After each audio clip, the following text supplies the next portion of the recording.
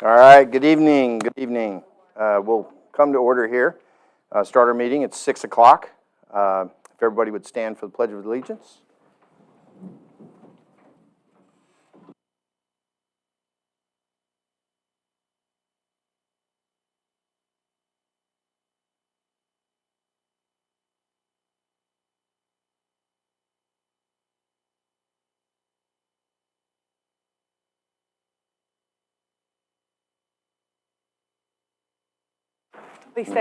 Please remain standing for the invocation. Please bow your heads. Lord, we come before you today with grateful hearts for the opportunity to serve our community. We ask for your guidance as we discuss the matters before us, especially our budget and the decisions that affect our neighbors and homes. Grant us wisdom to make choices that are fair and beneficial to all. Give us patience and understanding when opinions differ, and help us to listen with respect and speak with kindness. May peace be filled within this meeting, and may our words and actions reflect the spirit of cooperation and unity. Bless our community with harmony, good stewardship, and a shared sense of purpose. In your name we pray, amen.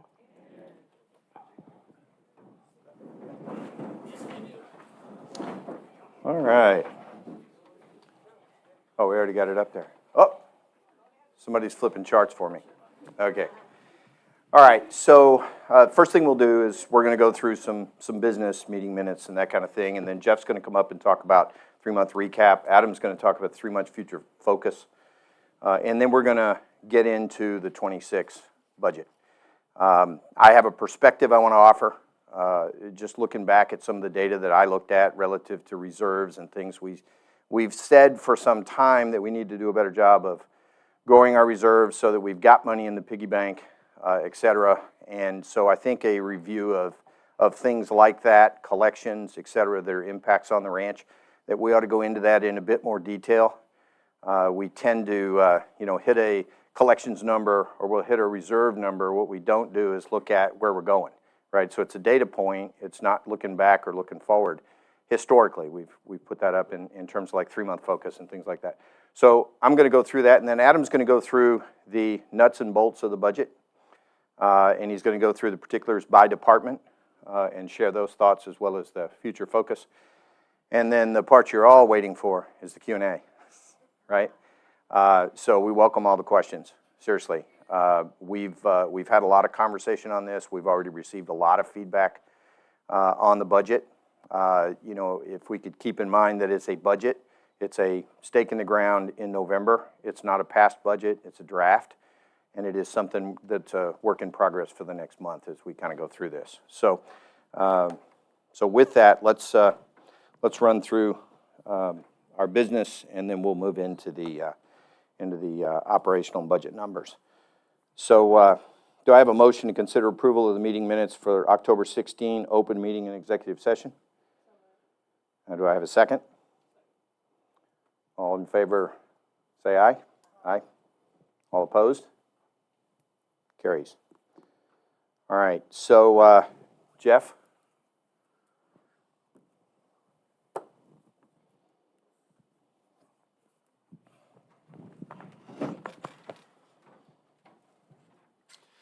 All right, good evening, everybody. So tonight, the numbers I'm going to be going through, these are our third quarter year-to-date numbers. I'm going to try and go through these fairly quickly. We've got to cover a lot of ground tonight. So if there's any questions you have, just please save them for the end, and I promise you I'll give you any answers that I don't provide during this presentation. All right, first off, revenue. So Rick Reynolds, we're back to your bar graphs, buddy. So the numbers on the left in the blue columns are our 2025 year-to-date actuals. All the orange column numbers. Terry, you're going to like that. Blue and orange. I didn't do that by purpose, by the way. The orange column is our 2025 budget. That first set of columns you see is initiation fees. We're always going to be right on budget. We allot for 2 per month for their operating. So obviously 15,000 times 9 is 135,000. So we're right on budget. Moving to golf, We are slightly behind. We're about 12,000 behind. All of that is memberships, okay? We've actually made up ground with our green fees and cart rentals over the counter, so the memberships are down. And our memberships, I want to point out something. Our memberships are not down total number of memberships, but when we had the big increase this past year, a lot of couples memberships, where the spouse maybe wasn't playing that much, because we raised those memberships this year, fairly significantly. A lot of those couple memberships decided, hey, if you're not going to play that much, I need to switch to a single membership. You can pay as you go if you want to. So it's not so much the number of memberships has declined, it's because we have so many more single memberships versus couple memberships, so the overall dollars are less. Other income on the right, we are about $13,000 over. Almost all of that is late fees. Okay, and so I want to make sure everybody understands this. That may not be realized revenue yet. Okay, so whenever we charge someone's account a late fee, it records as revenue right then. Doesn't mean that money's come in. And a lot of these accounts that were charged late fees are those very old delinquent accounts. So it's not necessarily money we have in the bank. All right, moving on to the next slide. This is on the left, we have our maintenance dues. As you see, we are about, about $51,000 over budget. We've had a few situations where lots split. We've had some, through audits, we found some accounts that weren't being billed, so on and so forth. So that's the reason why we're a little above budget on dues. The right-hand side columns, those are our total revenue. We are $53,600 over budget, which on a $4.5 million budget is total for the year. We're only like 1.6% above budget. So we're pretty much right on budget for revenue for the year. All right, moving on to expenses, security. So each slide you see in the departments, you're going to see the two left-hand columns is going to be payroll in each department. The two right-hand are expenses, all right? So security payroll to date is $14,000 below budget on payroll. Most of that is just being short a person here and there throughout the year. It's pretty close to being on budget. To the right, under expenses, we're $17,000 below expenses for the year. The bulk of that is made up, we're $6,400 under budget on fuel, which is great. And we are $5,500 under budget on our Deer project. Now, we will probably spend that by the end of the year. So we're probably going to be pretty close to on budget for expenses at the end of the year. Moving on to maintenance. Payroll to the left, we are $8,100 below budget, so pretty close to being right on budget, just, being short a person here and there for a few weeks or something like that. On expenses, we're greatly under budget. Okay, so let's put this into context. We are $106,000 below budget on expenses through September.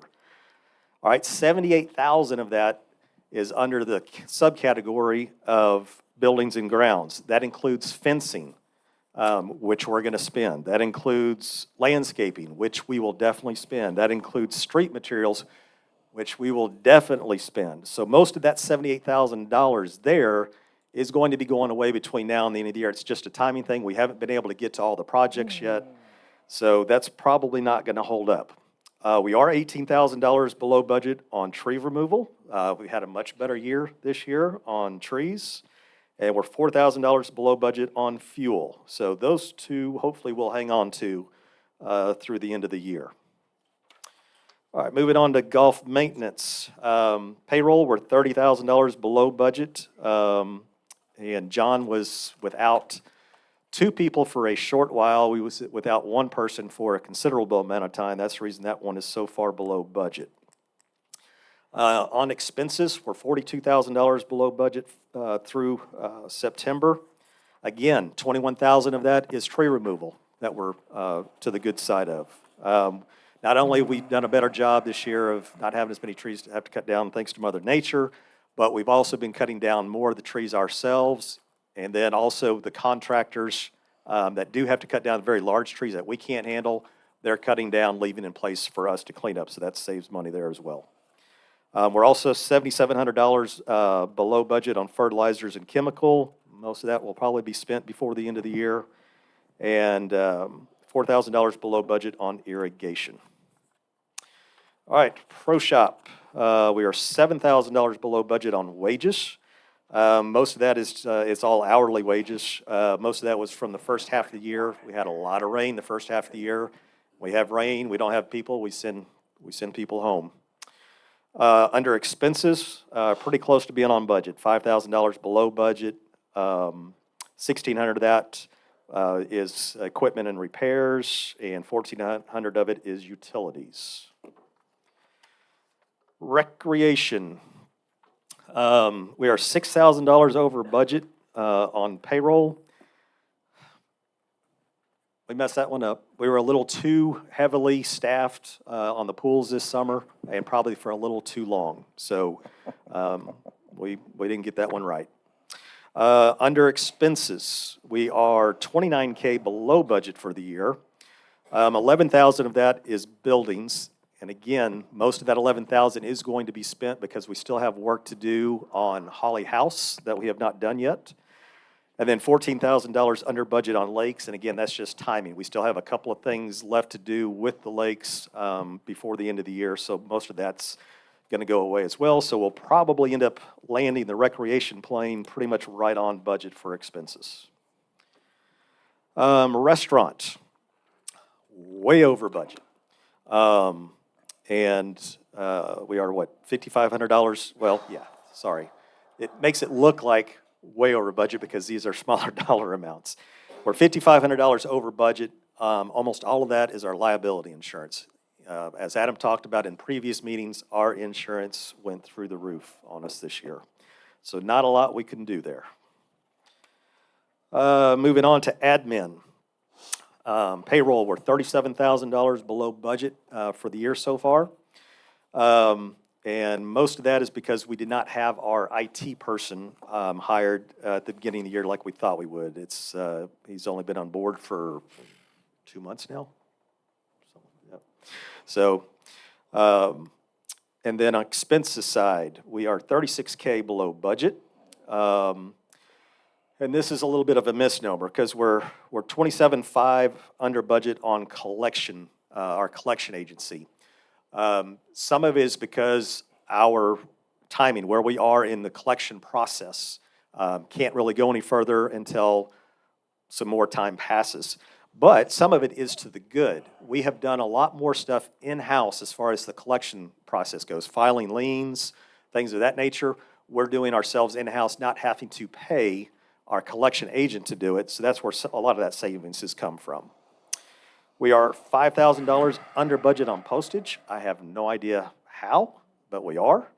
And hopefully we're going to get better because the new system that's up and running will give you the ability to opt out having a statement mailed to you. You can elect to have it emailed, so we're hoping that continues to go that direction. And then we're also $4,800 below budget on printing. HR.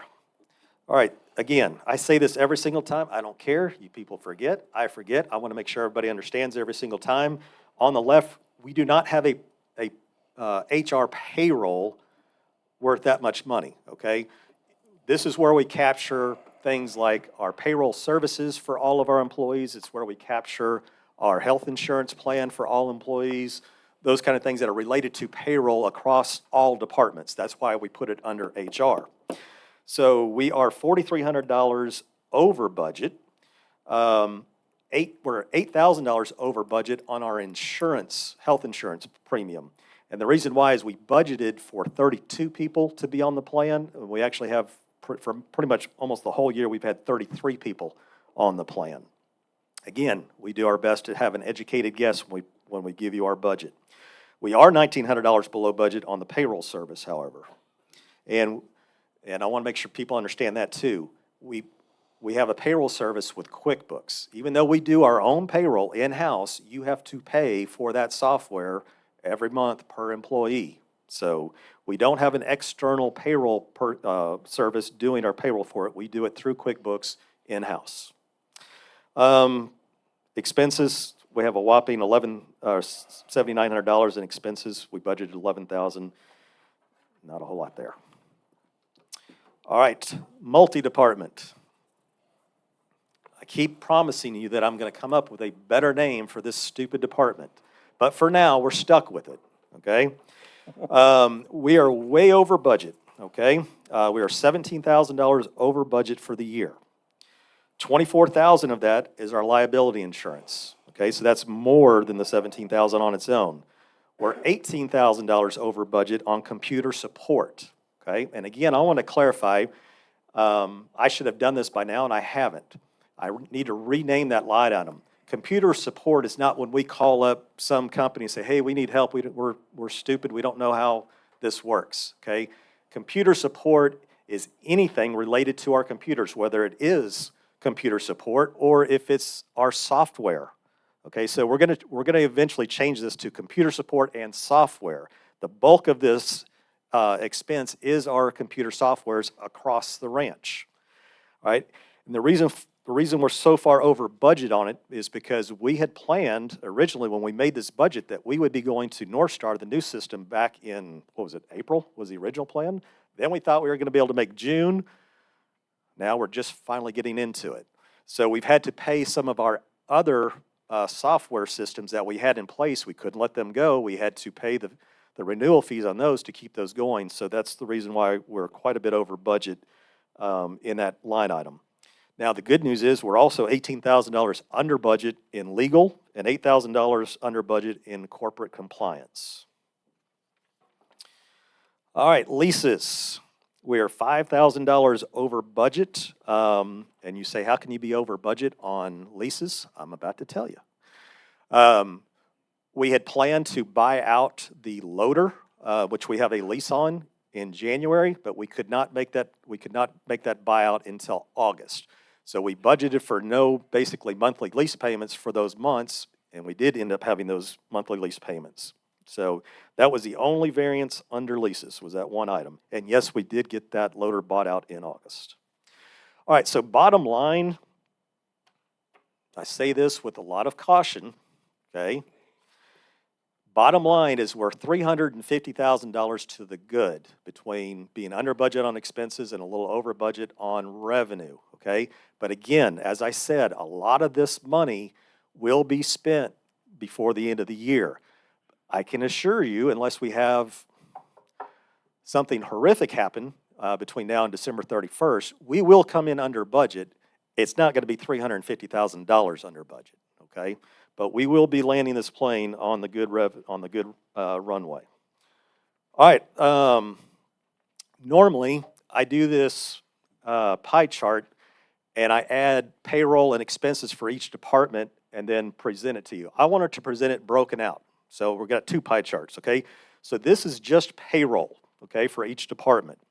So the big green wedge there at 32%, that is security, and obviously they're gonna always have the largest payroll because they're 24/7, right? Coming right after that is the brown wedge and the blue wedge at 22% and 20% respectively. That is admin and maintenance. Then we go down to the yellow wedge at 17%, that's golf maintenance. The little dark green wedge at 7%, that's the pro shop, and the tiny little sliver at 2%, that is recreation. Obviously, we only pay those folks during the few months that we're open with the pool. All right, so this next slide is our expenses broken down in the same way by department, okay? Now, our largest, I included this because we have to take into account, the largest wedge is at top left, dark blue. That's 22%, that's depreciation. Obviously, that's a non-cash expense, but it is something that has to be considered. Next largest is going to be 14% there. That is our multi-department down there in the bottom left. After that, we've got right next to it, the light blue wedge at 13%. That is HR, and again, that's got all of our employee stuff loaded in there. Then we drop down to 10% up at the top, that green little wedge. That is security. 9% on the left, the darker green wedge on the left side at 9%.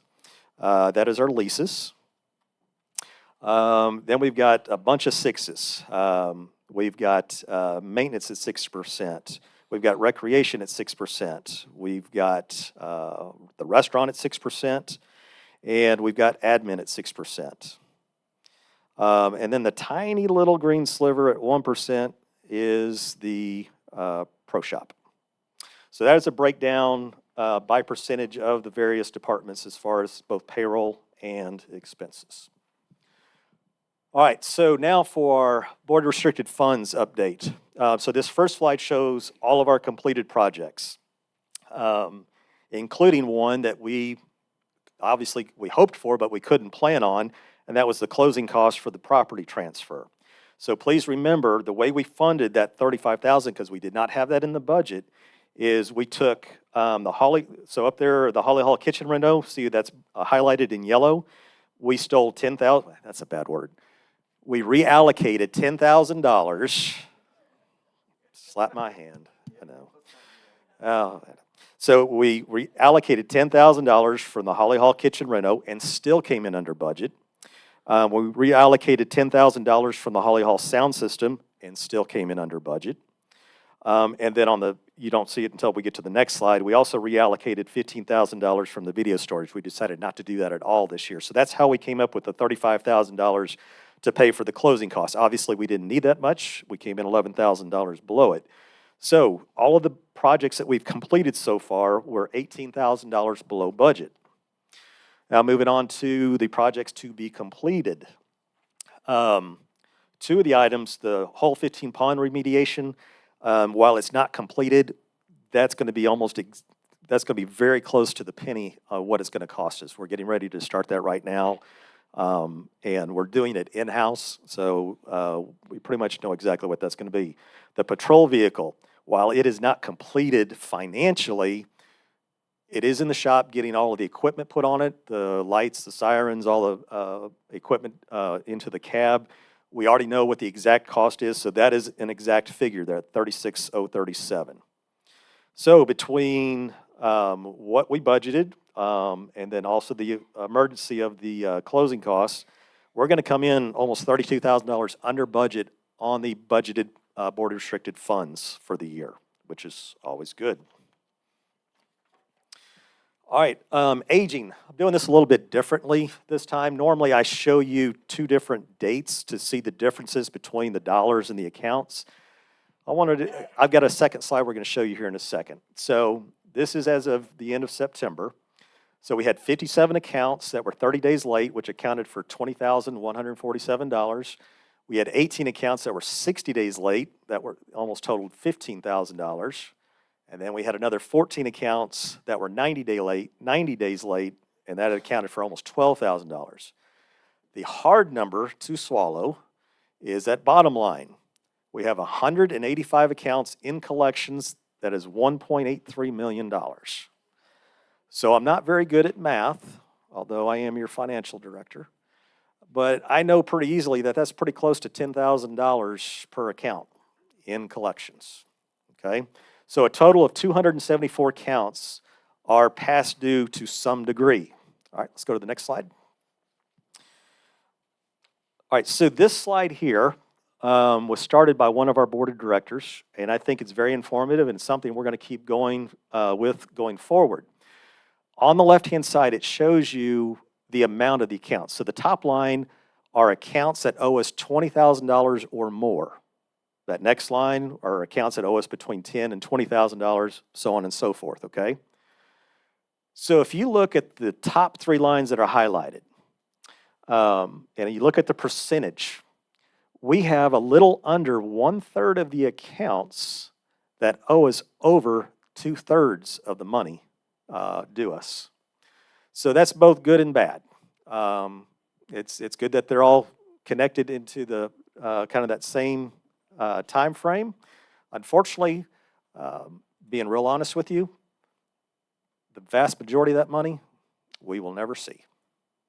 So, which is one of the reasons why when we get into the budget, one of the things, every year, so I've been here almost 10 years now, and except for the first 2 years, I've been involved with the finances of the ranch, whether I was GM or now the Director of Finance.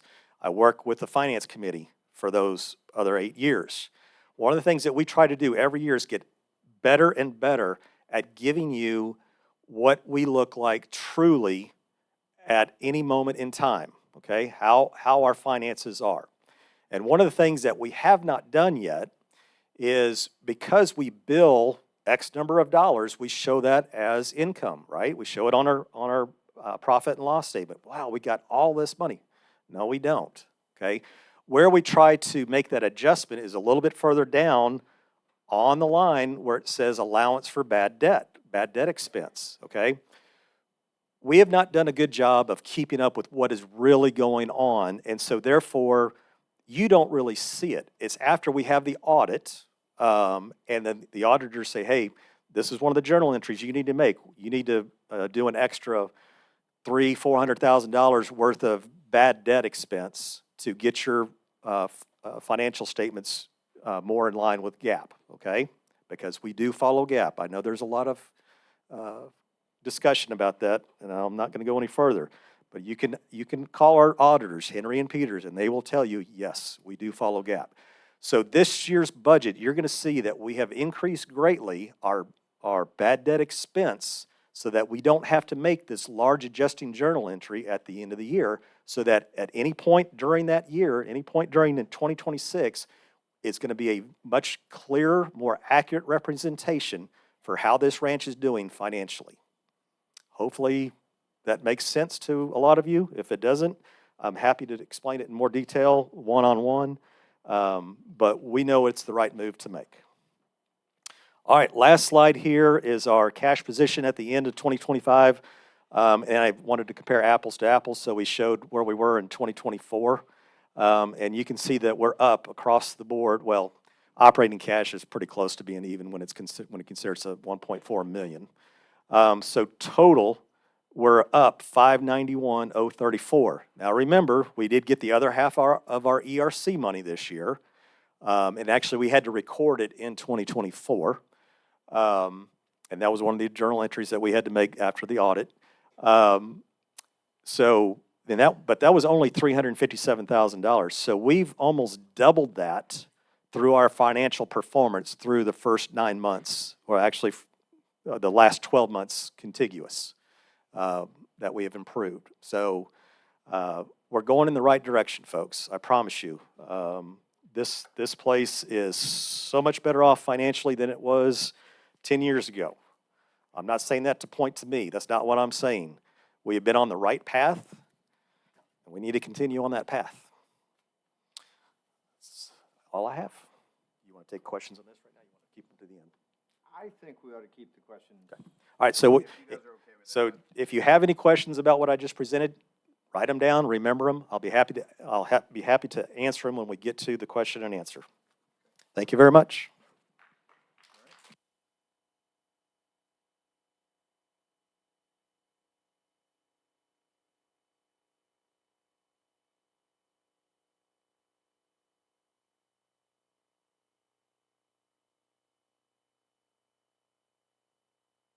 Absolutely not. Let me be very clear. I'm going to cover that when I cover mine. From a process standpoint, we deliver by our policy 6 days, 144 hours prior to the meeting. We deliver a copy of the budget, which we did do back on the 29th. And then we have tonight's meeting on the 4th, and we're going to have feedback throughout the month of November. We don't vote on this budget until December the 6th. So there will be absolutely no decisions made tonight relative to the budget in terms of a vote. Does that help? Okay, good. And I'll talk a little bit more about that. Okay? Anything else real quick? If not, Adam, you want to?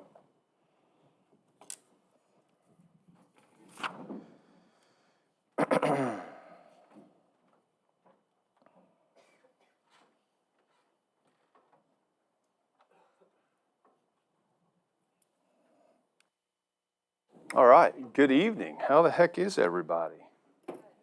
Wonderful. I am well, thank you. All right, so just a future focus. If we can go to the next slide, please.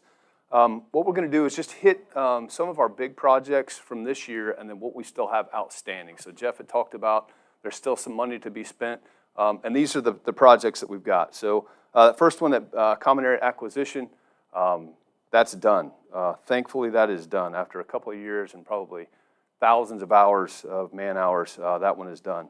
Our restaurant renovations, they are done. That included not only the floor and the paint, but a variety of things up there to get that taken care of, as well as some of the backside kitchen appliances.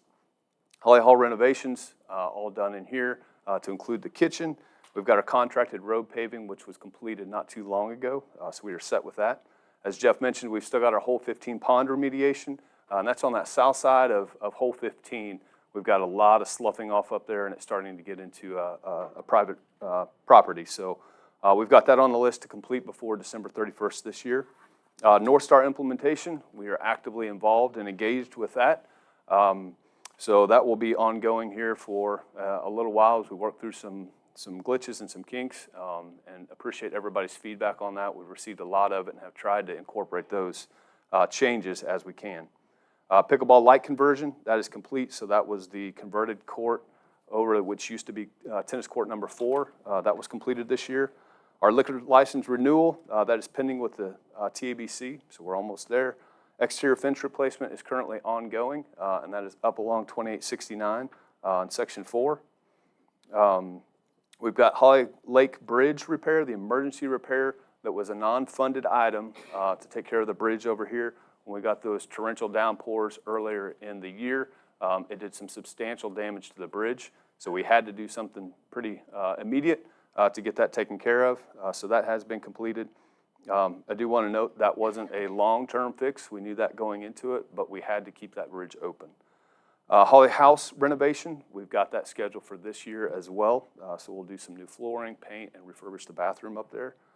Drill and fill out on the golf course, that has been completed. This is a mistype up here, so number 9 cart repair. It's actually number 18. My apologies on that. So we contracted that out. That has been completed this year.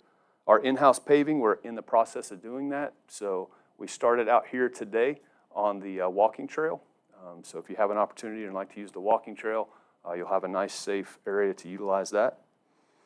Contracted ditch work, that has been completed. That also included from our drainage and erosion fund the major repair done there along Greenbrier to replace that, where it comes off of the golf course, to replace that area in there. Common area development, still working on that for this year. Our trash contract renewal, that is done. We'll talk more about that with the 2026 budget. And then property tax disputes, those are all complete. And we came up with about a little over $900,000 and a reduction of assessed values for that. So that is our future focus, getting all that stuff done before the end of the year. Yeah.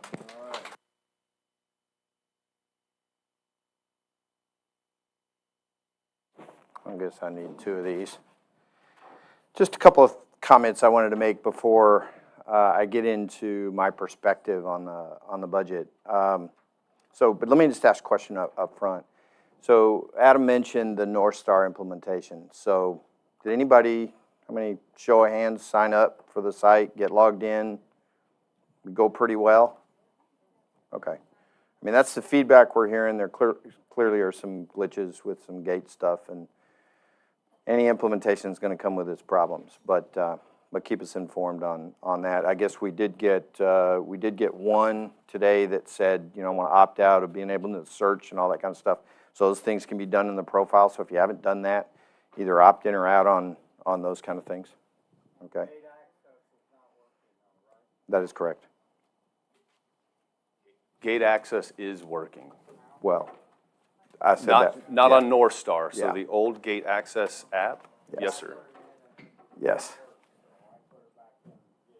Yes. Yeah, sorry, I answered too quick. I meant the new one's not working. Okay. All right, just to, again, this is my perspective. I sat and looked at the budget. I know you guys looked at the budget. We're going to get lots of questions and comments and stuff, and that's great. I took a look, as I mentioned earlier, at what the reserves are and kind of what our priorities were, and I just kind of wanted to lay out what we did with the budget, what we didn't do with the budget, some decisions we made on it, and what the historical revenues have looked like, what the reserves look like, things like that. And so I thought offering that perspective puts a budget in perspective. And I think sometimes maybe we don't explain, at least that's what we hear, everything that we're doing or seeing or thinking. And so we're trying to expand that conversation. So again, this is a perspective on that when I get into that.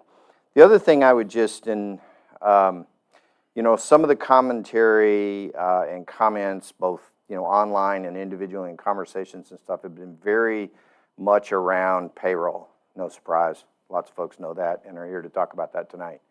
But I think we should just keep in the back of our mind that some of the folks that are on the payroll are also members. And so they see those comments. And so when you talk about major cuts and you talk about salary decreases and you talk about those kind of things, not that we shouldn't talk about those things, just recognize that that instills some level of fear in the employees. And so I just caution everybody to use a little prudence when we do that. As I said a few minutes ago, today is a draft budget discussion. This is not the be-all, end-all. This is the first meeting on it. We've got another board meeting here in a couple of weeks. It'll be in the conference room over here. I subscribe to more conversation, not less. So if somebody wants to talk about it, I've had people call me. I've returned their calls. And if we want to talk about this budget, we should talk about it, okay? And we should hear from you, okay? And that's what we're doing tonight, and that's great, okay? But there's no decisions being made until they get made. I mean, at some point, we'll have to drive a stake in the ground and say, we've heard the feedback, here's what we're actually going to do, right? And take all those things into account. But at the end of the day, the board's responsibility is to put a budget in place on December the 6th. So if we have a meeting on the 6th, we are going to vote before the Q&A section of that meeting. But that's because we need to vote on the budget, right? So that won't be a Q&A on the budget. Every day between now and then can be. Okay? All right. So I just wanted to make sure that was clear. There's been a lot of conversation around things like, I mentioned the payroll, but also, the ops manager. Do we need an ops manager? What's that for? And have that conversation. And I know there's planned discussion on that. Betty says no. Yeah. So let me just say this. So the board has met. We've actually had the conversation about the need to sit down and do a detailed staff review. Staff reviews come with what are the job descriptions, what are the pay bands, those kind of things, and determine whether we do or don't have an issue in this department or that department or anywhere else. And so this board is committed to do that. We're going to do that work, okay? And the right question Terry asked is, are we going to do something with that at the other end of that piece of work? And the answer is we got to do the piece of work first. But if there are things that the organization needs to do, then the organization will take those steps to do those things. We just don't know what that looks like yet in a detailed way. Because the easy part is what's the job description and what's the pay band. I say easy. It's a piece of work. But the hard part is what's the marketplace for that job, right? So it's not just an AI answer. It's more than that. There are payroll places. There's lots of places to gather data. So you've got to do the analysis. So it's kind of harder than it looks, but it's worth doing. So we're going to do it. Okay, so just know that up front. And until we do that, we're not going to go out and be adding headcount. Okay, so we're going to do the work. So that's where we are. So the ops manager will be on hold, if there is one, until that staff work is done. Okay, all right. Yeah, there used to be, I wasn't here, but I heard that there was pay bands previously. I think, Monica, you mentioned that previously when we were in the orientation or something. You heard we had. Anyway, I heard there was pay bands at some point, and I don't think there's anything wrong with pay bands. This particular maintenance job, we talked about this 2 hours ago over here in this room, that pays from this to this, for a first level whatever person that, cuts the grass or does this or does that. And so we ought to take a look at that. Pay scale, yeah. I'm sorry, that's a band, that old IBMer, that's what we called them, right? And so that's, so we think that's work, we don't think, that's work we're gonna do, that the board's gonna do. We've also, just while I'm on that point, and I'll talk about it in a little bit, is, when I talk about the reserves, we talked a little bit about a reserve study. Whether we do that inside or we do that outside, we need to do a study that says, what does the number need to be? It's a fair question, it's a good question, and we ought to do that, so we will. Okay. The other thing that came up over the past few weeks is, and this one comes up a lot ever since the initiation fee changed, and probably came up before when it changed once before, and the conversation around replats, okay? So the board has agreed to have conversations about what would the impact be were any changes to be made there.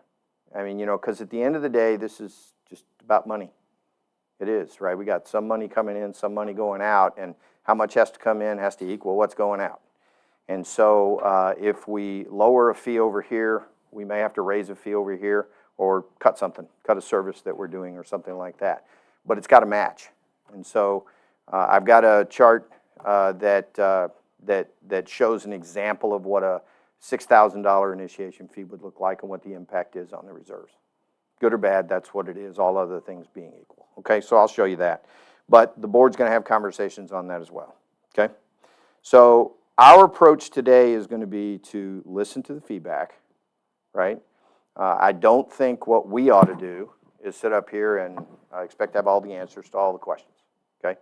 But one of the things that we are going to do is we're going to track what the questions were. If there's action items we need to get back with folks, then we're going to do that. And I know I've taken okay notes in the past on doing that, and not all of those get followed up on, and that'll be different. So Ileana's going to be putting those together for us, but we're all going to note them so that we make sure that we capture not just your feedback, but your questions. Yes?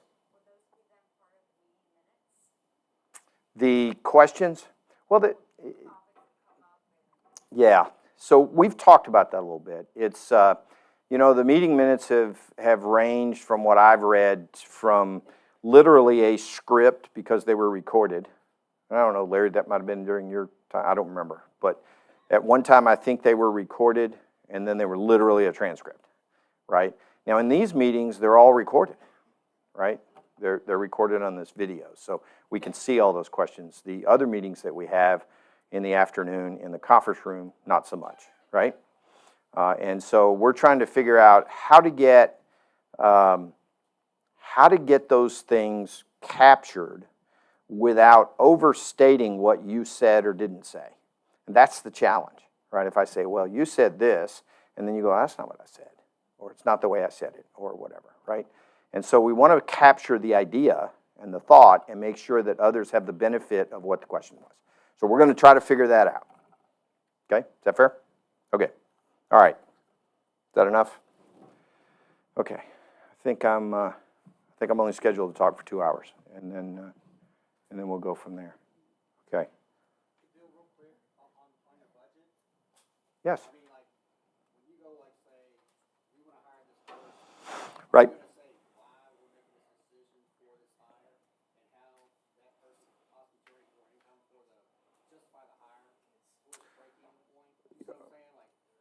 Are you talking about the?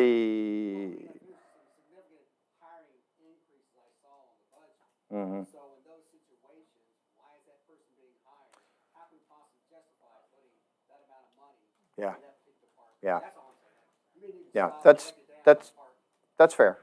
That's fair. So, in the case of the ops manager, obviously that one shows up in the budget, right?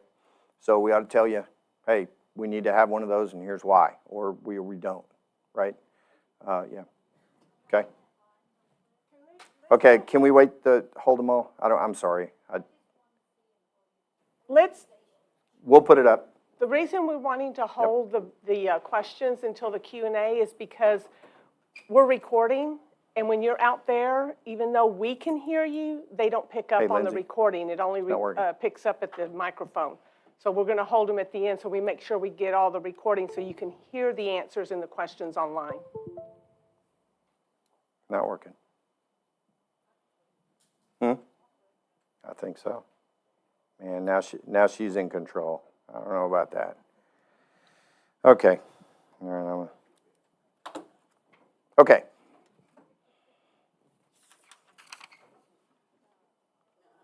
Are you in control? I'm losing control here. Is it not moving? Oh, okay, well, maybe that's why mine didn't work. Is that me? Is that me? Okay, cool. All right. Okay, so my agenda, while it looks long, I wanted to try to capture what all I was gonna talk about. Priorities and initiatives. I'm going to talk a little bit about the master plan, why I think we need to have one, why I think it ought to guide what we do going forward, what the budget process was and is, and what the focus of that budget is, what challenges I see for the ranch.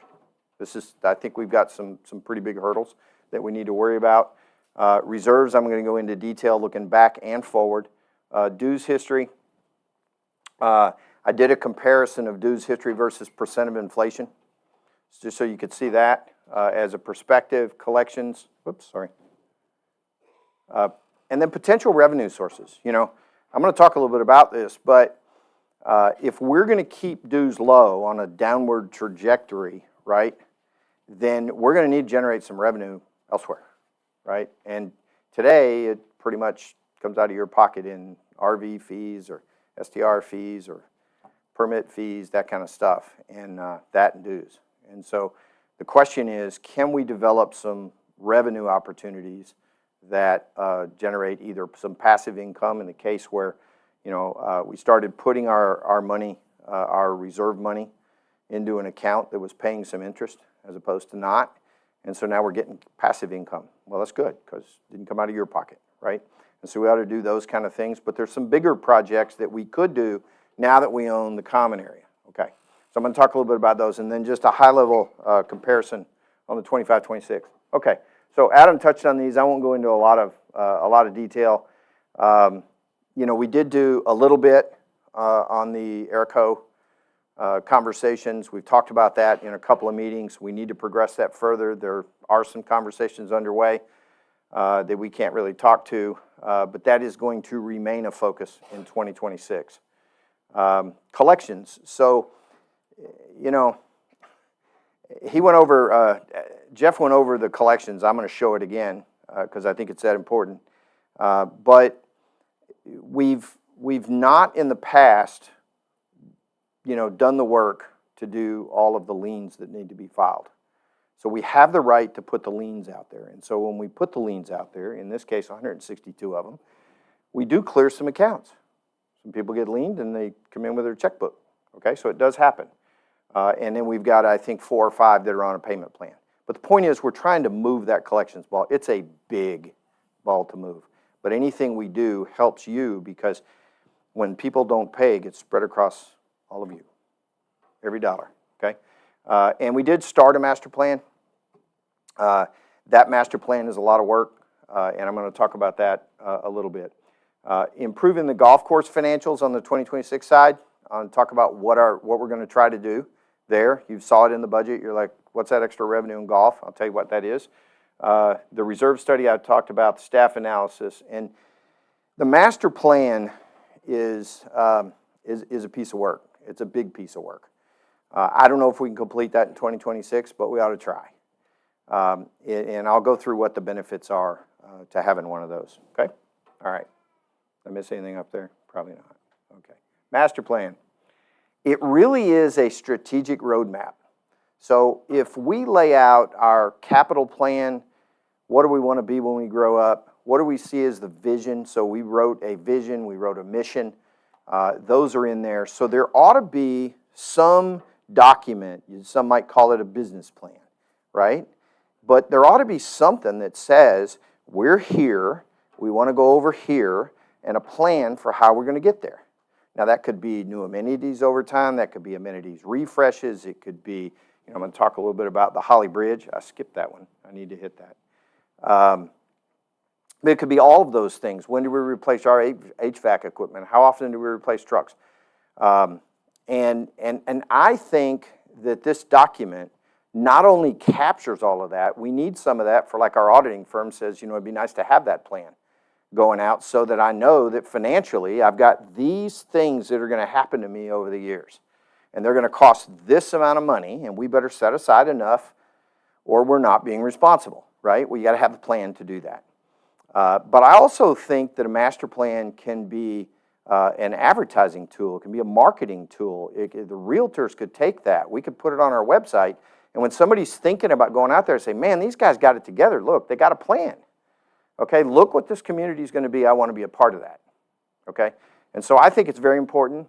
Everybody may not agree with me, but I think it's very important. And I think it ends up being the guidepost that tells us that we're on track. So when the next board, because 40% of our board changes every year, or at least can change, right? 2 out of 5 members change.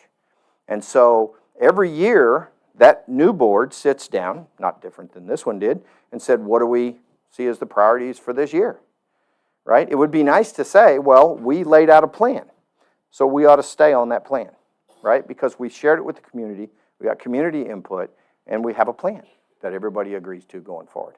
Again, like I said, this is hard, but if we can have it, I think there's some big benefits. Okay, so that's that. Now let me jump back to this one. The Holly Bridge, right? So Adam mentioned we did some work, kind of hold us over. There's now water going around the concrete. So the Holly Bridge is going to need some help. It's going to need some work. We've got it in this budget. We've got $350,000 in the budget right now to replace that bridge. Okay? So we've got more work to do, engineering work to do, bids, all those things. Not a done deal, not starting to work tomorrow, but it is a piece of work that we're going to need to do. And when I talk about reserves, you'll see how a $350,000 bogey that comes up, it's important that you got the money in the bank. Okay? Not different than it is at your house. Okay. So the budget process. So May to August, Adam goes through with his department managers. We roll this up from 0. What do you need for the year? Then in September, the board gets together. In this case, that would be the previous board got together and got input from the previous board. And then in October, the finance committee reviews it. That's according to our policy. And then board changes. I don't know why I wrote changes. It did change, but the board reviews it again in October, and then we send it out, and you can see the dates. But again, emphasizing that we're going to vote on the 6th. So we've got between now and then to talk about it. Okay? All right. So focus. We've set a focus, and we set it every year. Let's keep the dues low. Okay? There is an impact to that, and I'll share that with you. Limited number of projects. So it's what can we do within the bounds of the money we've got. In this case, what's in that budget on board restricted funds is $861,000. And it covers, the bridge, 1 mile of road, which we all know is not enough. It's 1 mile of road, $100,000 on drainage and those kind of things, which is also not enough. And some common area development, and I'll come back to that one a little bit with vehicles and whatnot. So, last year there was a big focus on reserve growth. And we felt like it was important last year to do that, and the reserves did grow. So outside of the ERC money that we got from the government, we grew at 18%. So the focus did, in fact, grow the reserves. Good thing it did, okay? The reserves now, I think the number was last year was 20%, 15, 20%. So it now covers, if you take a look at the annual budget, $4.5 million, it now covers 30% of that, which only covers you for about 4 months. So if you think of your home budget, that's kind of what you got in your bank account, okay? And so that's not very much when you're running at about $400,000 a month. So we think it needs to be more. The reserve study will tell us what it needs to be. And then we can set a target and figure out how we get to wherever that is, okay? All right, challenges. I mentioned this. We got 75 miles of roads. We're paving 1 a year. You guys can do the math. We're going to be here a little while, right? There are roads that I'm sure haven't been paved since 1971 when they put this together. They're the original roads, right? I'm sure some of you live on those original roads. We absolutely have drainage problems. We got erosion problems. We've got enough right now that would easily encompass the $100,000 we put in the 2026 budget. It's not enough. It is what it is, but it's not enough, okay? We are losing money to collections. And I'm going to go through, I'll show you the collections again just to make the point. I mentioned the revenue opportunities. I'll come back to that one. Some of these amenities probably need to be refreshed. right? I mean, things like tennis court refresh, right, on tennis court 1. Does that get your vote there, Greg? Okay. But, we've got swing sets, jungle gyms and things that my kids played on when they were 4 or 5 years old, and they're over 40. So, been here a little while, right? They still work, but, Anyway, so some things do need to be refreshed, and as we try to make this place more appealing to outside people to try to improve property values and drive growth, if we want to do that as a community, then we're going to need to add some new amenities over time. We're going to need to take up, if you look back 15, 20 years, there wasn't anybody playing pickleball. They are now, okay? So what's the next one? I mean, we're going to have to keep up if we're going to remain a draw, okay? And then I think the lack of master plan, I won't beat that too much, but I really think it keeps us from being focused, not having one. All right. Okay, so collections, Jeff showed this one. So, $1.8 million is kind of ridiculous. The thing I would say is that, he was talking about the numbers. I mean, we certainly don't want to project that we're going to bring in, you're going to pay dues, and we're going to bring in this much money, we're going to be able to therefore spend this much money if we're really not going to get that money, okay? If 5 or 10% don't pay, you're not going to get that money in your account, and so if you plan to spend this, you're going to have a problem. So you've got to actually plan to spend less, and what really happens is that if 5% don't pay, the other 95% get to, unless you cut the budget, okay? So it's a problem. It's a draw in the community.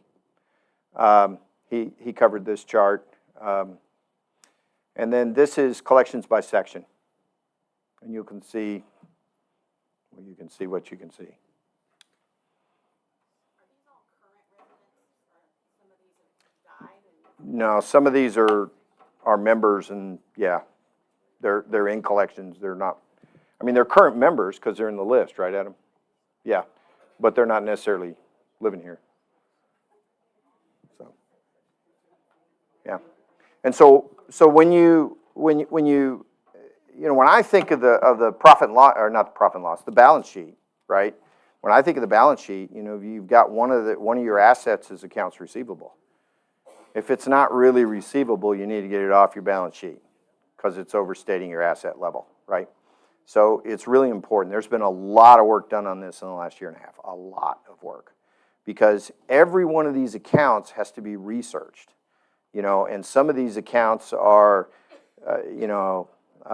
grandma bought the place in 1975, she left it to her kids have now passed, they left it to the grandkids, and they've now passed, and a lot of time's gone by here, right? And so there's probably people own stuff they don't even know they own. So it's very difficult to collect that money, and so if we cannot collect that money, then we need to write off that money. So there's a lot of work going on. Okay. All right. Reserves. I talked about this a little bit. So the top line, and the left-hand side of that is really an overlay of the blue and the what is that? Orange. Okay. So the left side, the blue is reserves, and then the other color, orange, is reserves had we not gotten the ERC and the PPP money. So we got 3 drops of government money that were about $1 million, okay? So while we look pretty good at the moment at $1.5 million, right? Had we not gotten that, we probably won't get that again next year, the year after, and the year after, right? That says the reserves, if you look back to 2016, not so much different all the time, okay? This is looking forward. So that was looking back to, I'll go back to that for just a second. Back in 2017, it's kind of a little misnomer. It shows that we had about $500,000 in our reserve fund. We were also negative on our cash for operations, which meant we used that money, which there was a point in that year where we almost couldn't make payroll. I mean, it was very dry, okay? So obviously we don't want to repeat that exercise. Okay, so then looking forward, projected reserves, future reserves. So what I did here is I said the current budget, the one you're looking at, the draft, is at 2.25% increase from last year. Okay? So I assumed for this graph that dues increase would continue from 2025 to 2030. Okay? So that's the blue line. And that we would do 1 mile of road a year, right? We'd still spend $100,000 on drainage, even though we know those are probably soft. And then in 29, 30, and 31, we need to replace the Gulf sprinkler system. We've been pushing it out. The sprinkler system needs to be replaced at some point. We've carried it in the conversation about $1.5 million, I think we put it. But by the time we get around to doing it, it's probably going to be more than that. It might be $2 million. And so we took $700,000 a year, and that's represented in the 29 and 30, and you can't see it, but it's in the 31 number out there.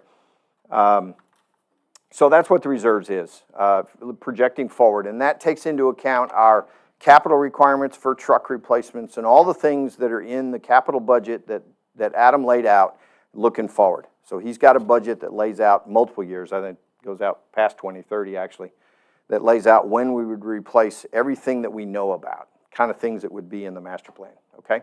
The orange line in this, because there's conversation around, do we do something with the initiation fee? What would be the impact of a change in the initiation fee?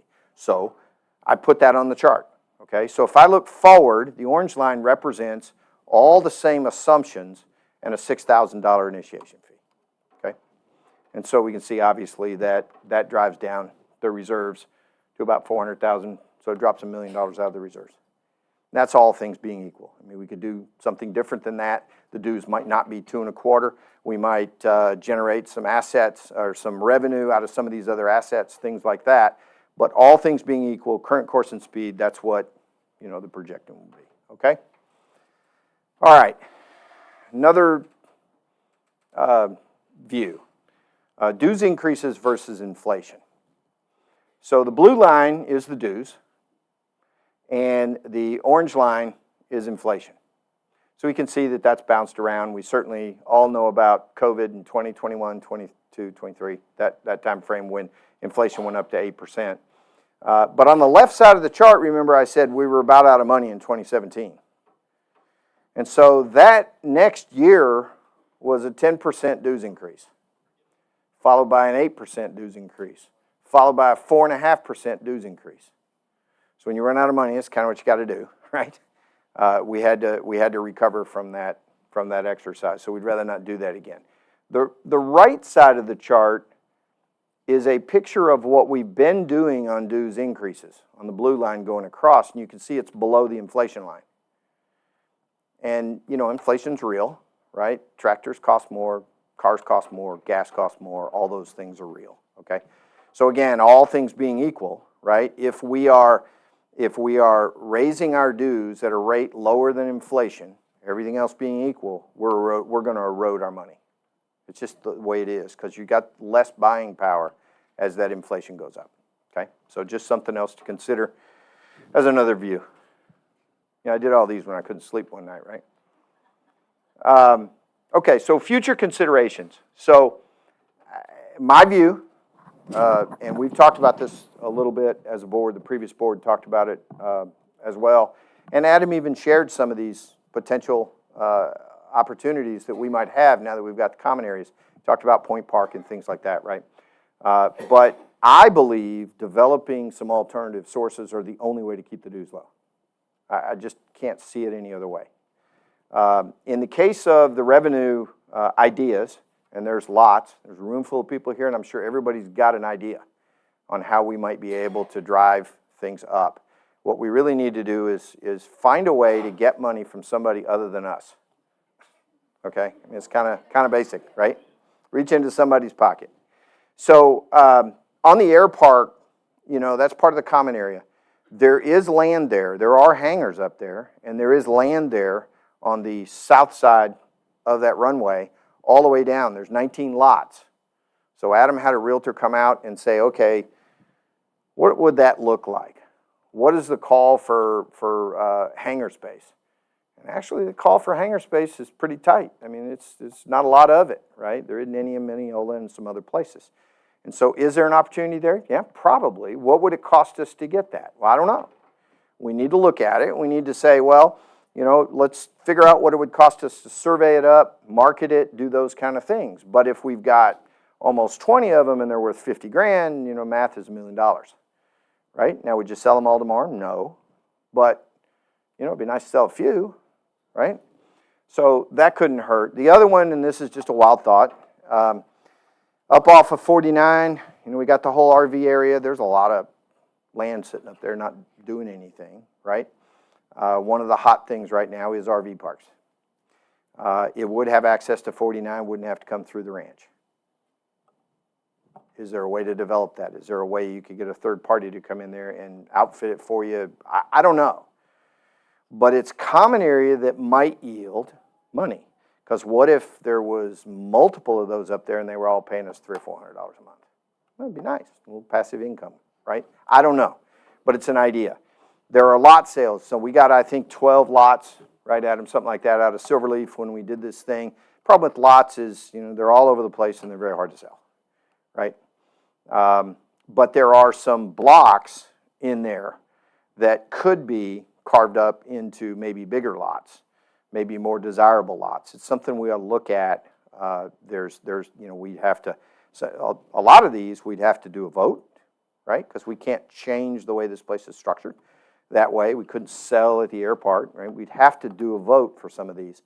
But is there a way to carve that up and maybe make, you know, half-acre lots, 1-acre lots, something that somebody might want and make a couple of bucks off of it? Just a thought, okay? Potential new amenities, and this would be not just for all of us, but for drawing in new members. I mean, do we do, you know, Adam mentioned before, maybe putting a beach up on Point Park or something, place where the boats could come up, something, you know, like that. Maybe some fishing piers. There's people that want to fish that if you don't live on the lake, it's pretty hard to get there, especially with some of the weeds we got going on, right? So are there some docks we could put in? They're fairly inexpensive, but you know, kind of enhance the place. They wouldn't cost a whole lot of money, right? We even throw around the idea of maybe inside pickleball. Maybe up around that RV thing, maybe you do an inside pickleball thing. I don't know. You know, maybe you get a third party to do it. But what we need to do, in my opinion, is we need to look for opportunities to try to enhance this on somebody else's dime. Okay? All right? Okay, budget. My last slide. You'll be happy to know that. Fee increases on STRs is what's in the budget, 5%. Goes up 5% on just the STRs. So those STR fees. Golf memberships and green fees up 5%. We did make some cuts. I wanted to expose those. One of those specifically, I'll take any and all interest on any of them, but one of them that I think would be interesting is we cut the pool attendants. So I don't know how everybody feels about that. Maybe everybody, you know, I don't care. Maybe you do care, but we'd be interested in feedback on that one. You know, they aren't lifeguards. You do swim at your own risk. All of those things are true, but they also dip the net and take the stuff out of the pool in the afternoon and stuff. And the maintenance guys, you know, will come in and clean it in the morning, but not necessarily in the afternoon. So, so just a thought. If there's any feedback on that, we'd like to know what it is. Okay. All right. A lot of talk about the pay increases. So one of the things that was cut was merit pay increase for salaried employees. And then as much as Jeff wants a brand new ball washer over there, ours is old and tired and it's been in the budget, 2-3 years, and we keep cutting it and we cut it again. Okay. All right. And then I talked a little bit about the golf. So the idea on the golf is to have a mid-morning, mid-afternoon, 2 teams a day that we would expose and open up to outside folks. Again, this is a revenue generation opportunity, we think, okay?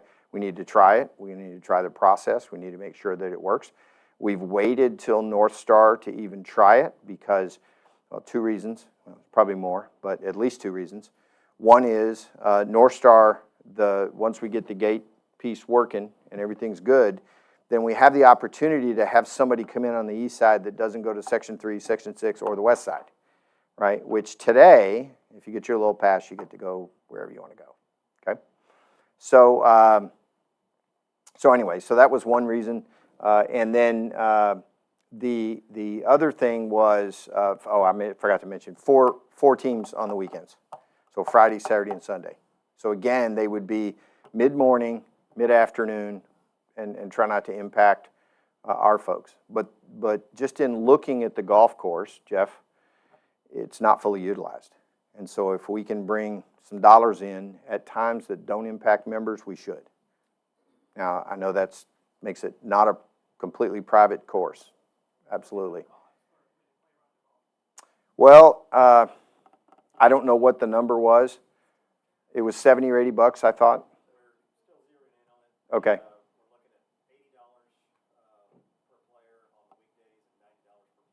Okay, and that would include a card. That would include a card, credit card processing, all that kind of stuff. What do you think of Michael? Could be, yeah. I don't know, and just in talking with Jeff, he said that, they get a lot of calls. Hey, are you guys, is there any way I could play out here? So it's a thought. We're going to try it. There probably is a sweet spot on the dollars. We want to get as much as we can.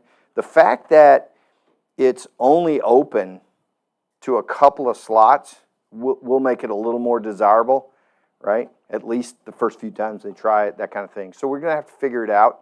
But that $168,000 is adjusted for, winter play and all that. So Jeff looked at a full year of what people actually do. We're not assuming summertime, that kind of thing.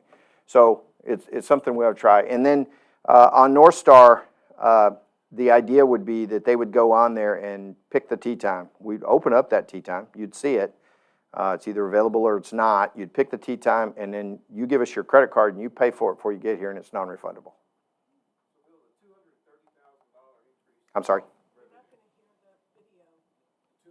Yeah. Let's Okay, hold the so- conversations, the questions until the end, because when you talk, they're not, they can't hear you. No, it's not us. It's not us, the it's video. recording. The recording the doesn't video. pick you up. Okay. It does not I'll pick answer up. your question. So one of the things, we've received a bunch of questions. So when we drop to the questions, I'll answer that as part of the questions. I understand your question. Okay, sweet. Okay. All right, Mr. Adam. Do you want this, or are you going to have?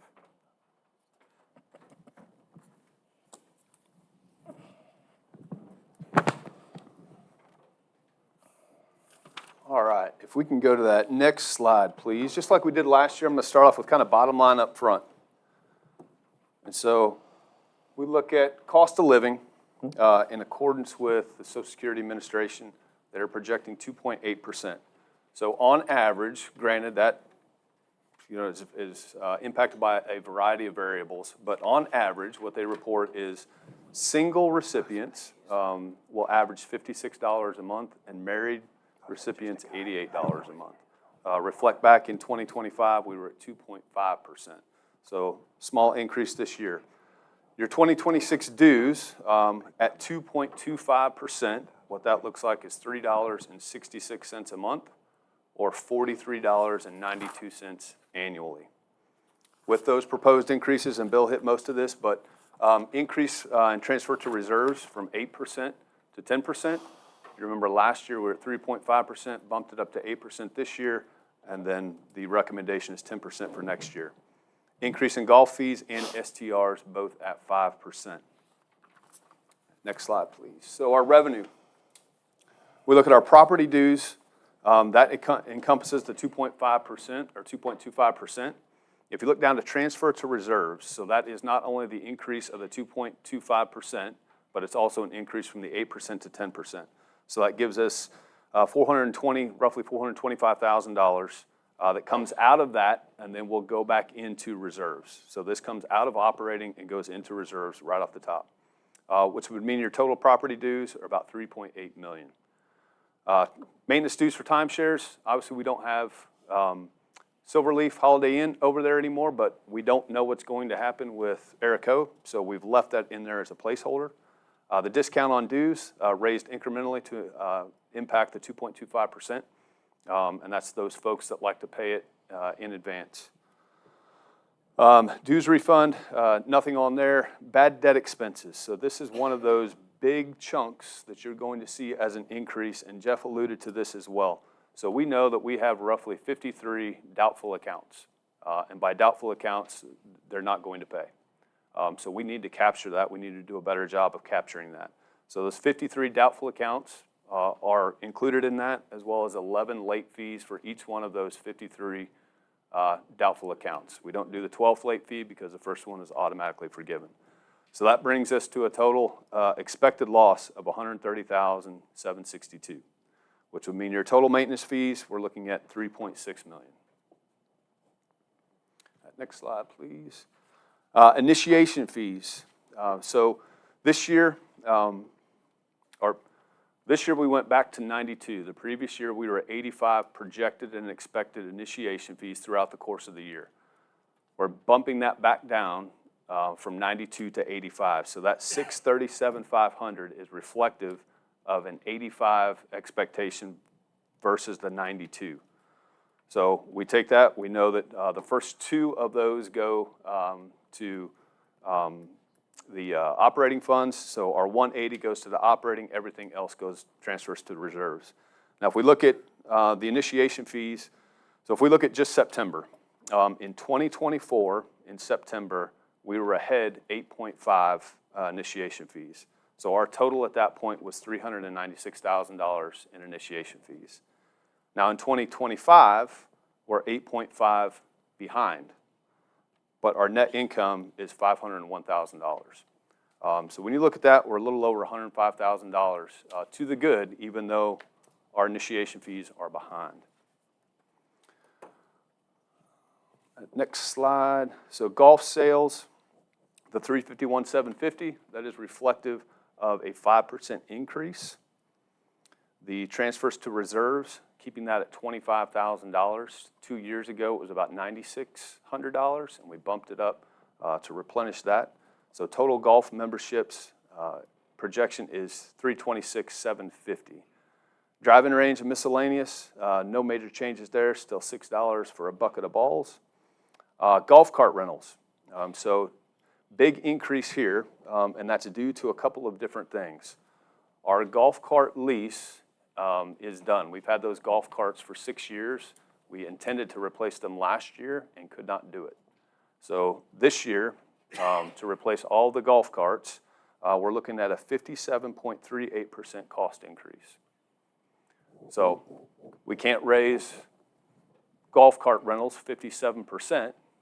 So instead of $15, the projection goes to $18. So your golf cart rentals will be $18 vice $15 to help close the gap there. The other big piece to this, and as Bill alluded to, opening up to outside play. So if you're opening it up to outside play, you've not only got a green fee, but you've also got a cart fee. So within that total number that Jeff quoted, part of that goes to green fees, and the other part goes to golf cart rentals. So the composition of those two, golf cart rentals and then the external, is reflective of what that total would be. And then your guests, $75,000. Again, it's a 5% increase in that, for a total of $659,990. And the next one, collection fees. As Jeff mentioned again, this goes. So we may record this, but we may not realize this. So we record it because we charge those things, but we may not get paid on those.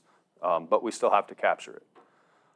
Building permits, I think we're probably somewhere in that sweet spot with 18.5, just based on what we did this year.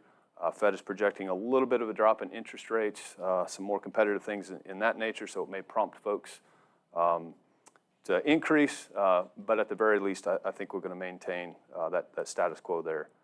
Building rentals, Dramatic drop in what we had anticipated, especially after we finished the hall here. We thought maybe there would be some more building rentals, but it just doesn't look like we're realizing that at this point. So we bumped that back down.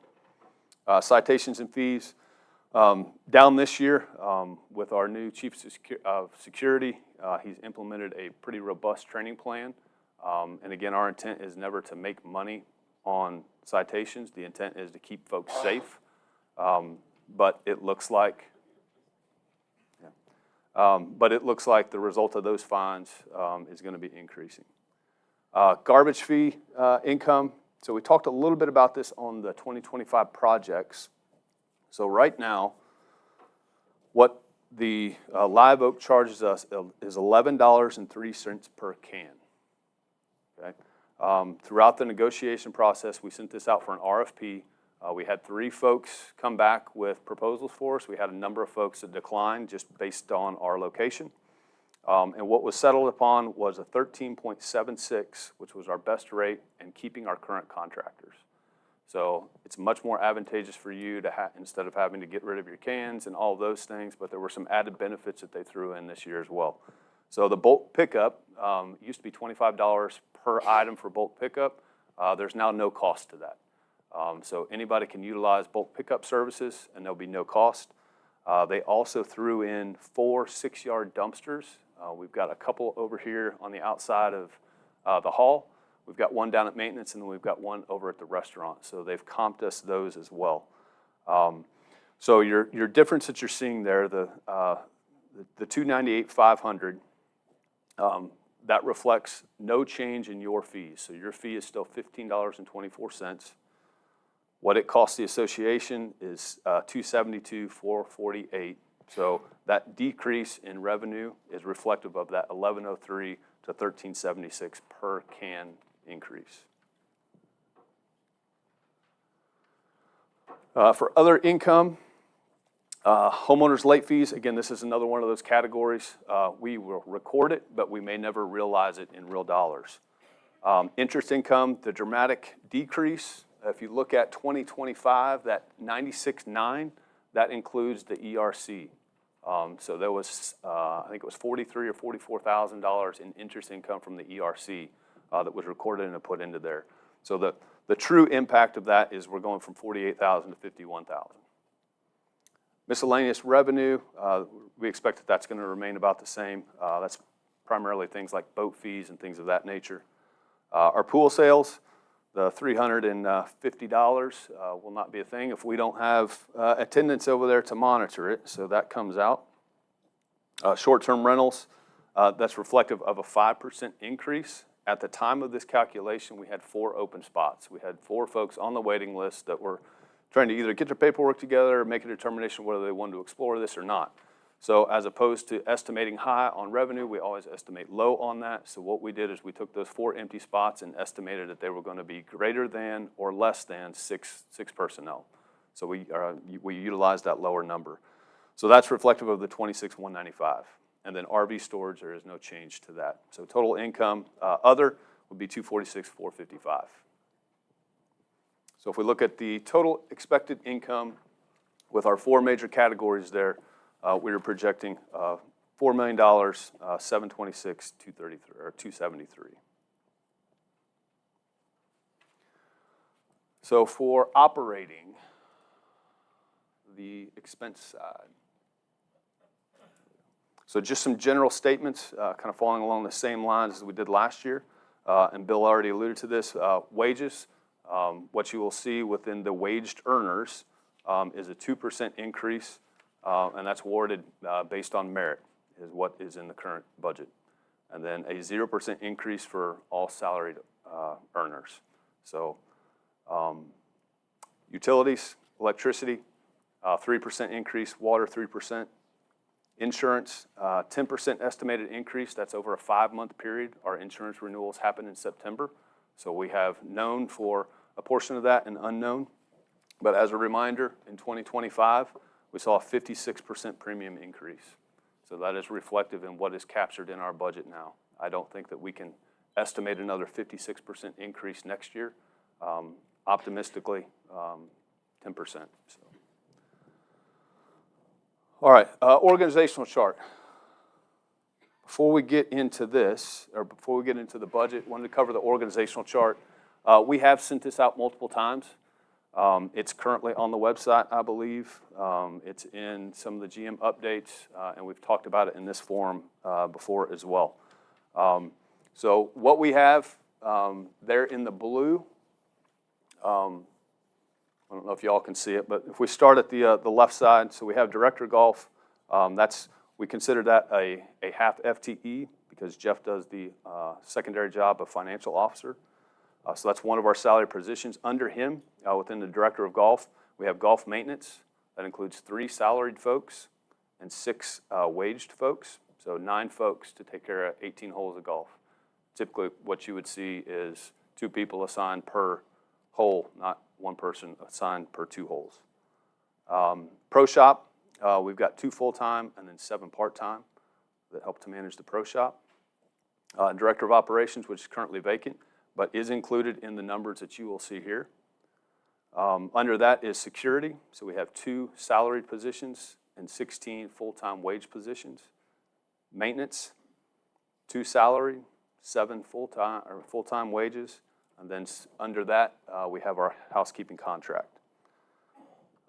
Director of Administration and Human Resources. Under that is 5 full-time wages, and then we cut the 18 part-time seasonal help for the pool. So when you look at the total, we've got 11 salaried positions, 36 wage positions, so a total of 47 full-time positions and 7 part-time positions. One thing that you will note, and it's been brought up, but in last year, and we talked about this in this forum as well, last year towards the end of the year, the Department of Labor had laid out some guidelines and some rules that if salaried folks didn't meet a certain threshold, that you either had to bump them to meet that threshold or you had to change them to wages. So we did that with 2 of our positions. One was in golf maintenance and then one was in security. Prior to the approval, or prior to January 1, that was since reversed, so we didn't have to do that. Again, we talked about it in this forum, and the decision was let's move them back to salaried. So you'll see some of those salaried. It looks like we're over, but we're under in wages. All right. Security. What we did is we highlighted some of the big ones like we've done in the past few years. If you want to go line by line, I'm certainly happy to do that as well. But buildings and grounds for gates, a small decrease in that. So primarily what that $47,000 is our gate contract. That's through Bowen, and that's for all the hardware, software within the gates.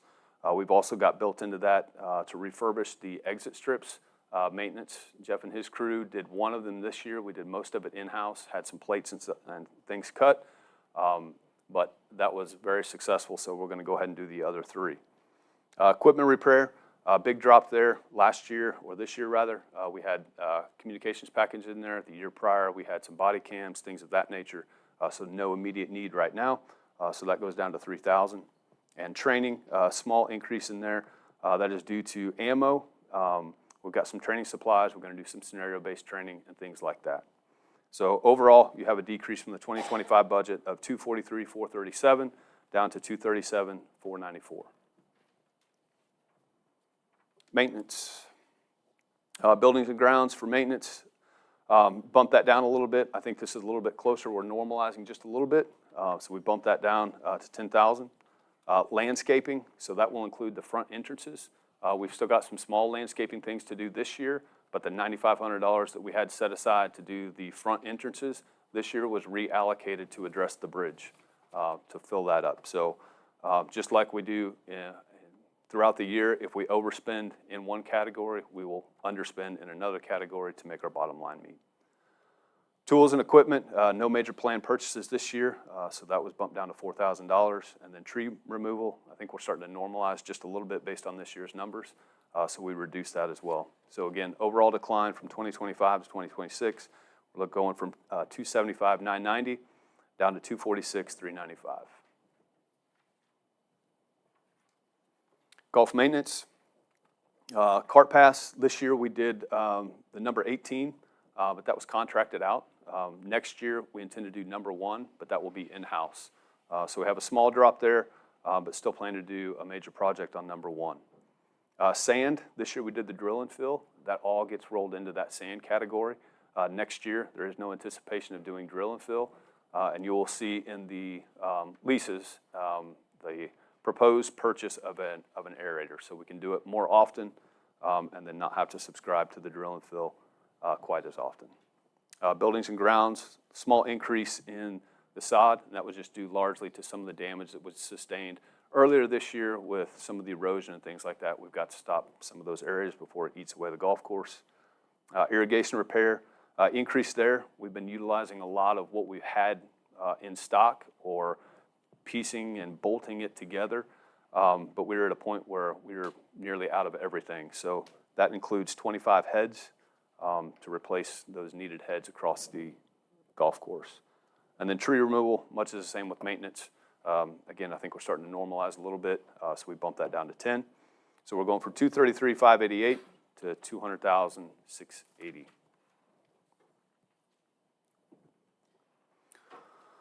Pro shop, big drop here is currently we utilize Lightspeed over there to take care of all of our internal books, your credit books, all of those things. That is now Northstar, so no expenses there. Credit card processing, we increased this just due to the outside golf. They are forced to use a credit card. They can't make a tee time without putting a credit card in to reserve that. So we anticipate that's going to go up. Equipment repair and maintenance, as Bill had mentioned, big drop there, took out the ball washer, and there's no major planned expenditures at this point. So small drop there from $46,000 to $42,000.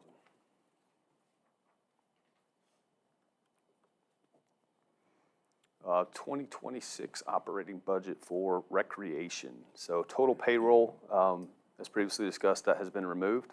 The airstrip, so we've done a little bit of work on the airstrip, and what we found has all the wiring that powers the lights was just simply put into the ground. It wasn't put in a conduit or anything else. We have a dramatic drop in voltage from one into the next. So for safety purposes, we need to get out there next year, dig that up, replace it the way that it should be so we have nice, safe operational lighting. Building repairs and maintenance. This year, we took care of the house, or will take care of the house. We had a couple of other major items, so no major planned items for next year, so $4,000 there. The fitness facility, big jump there. We've got almost everything up there is new with the exception of the new step machines. They're a very popular item. I think a lot of folks utilize them, and maintenance has repaired them about as many times as they can be repaired, and we're just beyond repair at this point. So that $14,500 includes 2 new step machines to be installed in the fitness center. Tennis and pickleball, small increase there overall. Like I said, we did the court 4, the old tennis court 4 this year with the lighting. We won't do that again next year, but we do intend to do the resurfacing for tennis court number 1, so the one closest here. And equipment repair and maintenance, we had the Holly Hall chairs that you all are sitting in right now, included in that this year. So no need to do that again next year, no major planned expenditures, so bump that down. Lakes, sizable increase in lakes. So $29,000 of that is our contracted lake company that comes out and does all the spraying, they do all the data, they do all that stuff. $18,000 is allocated towards herbicides to continue to knock all of these out. $15,000 is dedicated to vegetation removal. So this will be something we will do in-house to a degree through a rental machine. So we priced out having somebody come and do this for us. It was $56,000 for 2 treatments of that. However, if we do it in-house and rent a machine, we can keep that machine for 30 days. We can time it to a point where we've got a heavy spray, a lot of stuff is dead, go through, get it all out, and then spray again and have an opportunity to come back and clear that out. And then there's $8,500 allocated towards the Holly Beach down here to refurbish it, get it back to where it needs to be, put a nice layer of sand in there, maybe a table or a chair or 2, but make it a more pleasurable experience for you all. So we do have an increase in recreation from 172 to 214. For restaurant, obviously no payroll in the restaurant. Building repair and maintenance, a big decrease. This year we did the paint and the flooring and all of those things out of that building repair and maintenance. No major planned expenditures for next year, so that is just standard maintenance, $7,000. Equipment repair and maintenance. We did a lot of the equipment upgrades or the equipment servicing and things like that before Bistro 19 took over. And we had we've had issues up there with a lot of our walk-ins, so we replaced the walk-in freezer this year. Not the actual box itself, but all the actual components to it. And so what we've got in the 2026 version is replacing the cooler version of that so that we have reliable ways to cool and freeze our food. And then total utilities, increasing that up to $44,000. But still overall a positive trend from 127, 258 to 98,979. So total payroll in admin, again, that included the DUROPS, building and grounds. So we removed some of the upgrades to the admin area. So we're at $2,500 over there. Credit card processing, that is trending up. We expect that that's probably going to continue to trend, especially now a little bit easier to utilize with the Northstar system. Our filing fees, we were $5,300 this year, but we had to catch up on all of those filings of liens. And if you filed anything at the courthouse, you realize that it adds up pretty quickly. But I don't think that we're going to be quite that high next year. I think we're at a good balance point, so we reduced that. Postage, due to the opt-out feature on Northstar, we anticipate a lot of folks are going to opt out of that, which will save us on postage. And then collections, so we went from 40,000 to 15,000, and this seems like a misnomer. Like you guys say you're doing a bunch of stuff with collections, yet we're not seeing that reflected here. So last year we had money left over in the collections, and there was a trust established with our collection agent, which is also our law firm. So a lot of what we have done at this point has come out of that trust, and will continue to come out of that trust. So the allocation of $40,000 again would be disingenuous to the budget.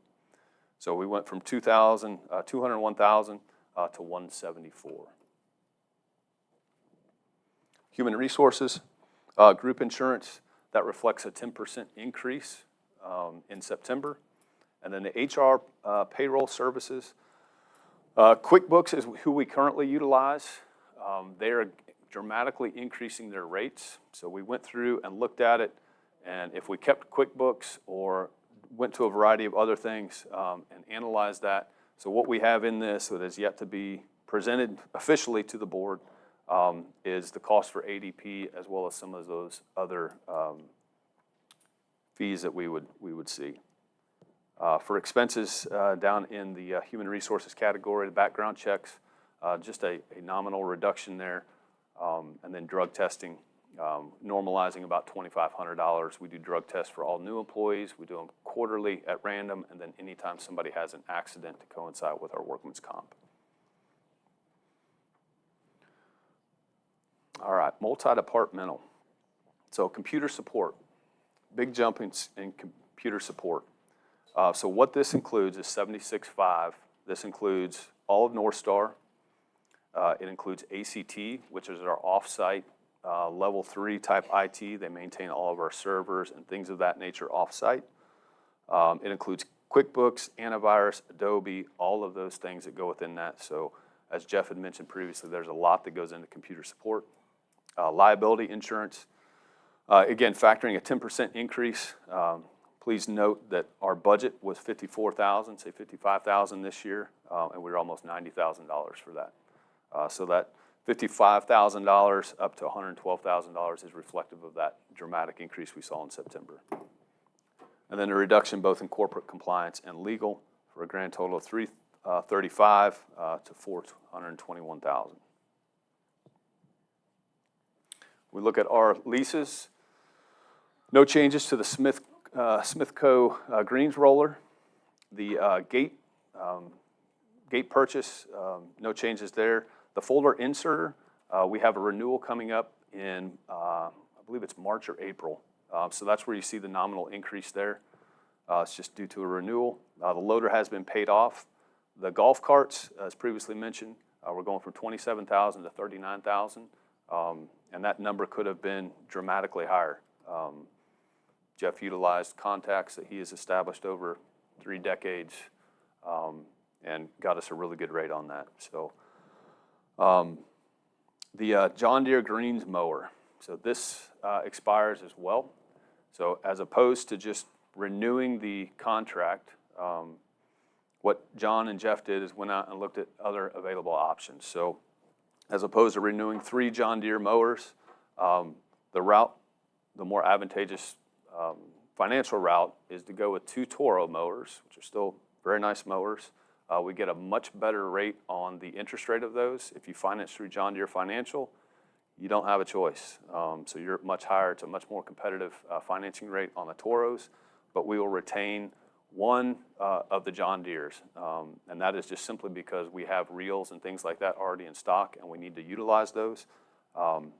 So much more advantageous than renewing everything. No changes to the bunker rake or anything else until we get to the bottom. The rotary mower, that was purchased for maintenance. It was initially in operating and shifted to leases. And then the Toro aerifier that I mentioned previously, this is to help replace the need to do drill and fill, but it will also be much more beneficial for our greens to be able to do it more often. So we went from $226,000 to $262,000 on leases. All right, board restricted funds. So what is currently in board restricted funds, $245,000, which is just a little over a mile of road, right at a mile. Drainage and erosion, $100,000. Common area improvement for $50,000. The Holly Lake Bridge for $350,000. So that is the bridge down here, and the thought is not to replace a single bridge with a single lane bridge. I think everybody would agree that if we're going to replace that, we probably need to replace it with a dual lane bridge. So that is the plan, so that we won't have to have fistfights over who yields and who doesn't. So I think that'll be a good thing, but it is a substantial project. We're looking at having that closed for 2 to 3 months in order to do that, which would mean anybody that lives in 1 or 2, and that means we also have to staff and man an emergency gate 24 hours a day, 7 days a week for 2 to 3 months. So it is going to be a heavy lift, but we either replace it or that becomes the new entrance and exit. I don't think that's a viable option. Half-ton truck replacement for maintenance. We've got the number 15 septic, the restroom out on number 15 on the golf course. That septic is hanging on by a thread, so that needs to be replaced. A patrol vehicle for security and duty gear replacement. And then electronic building access.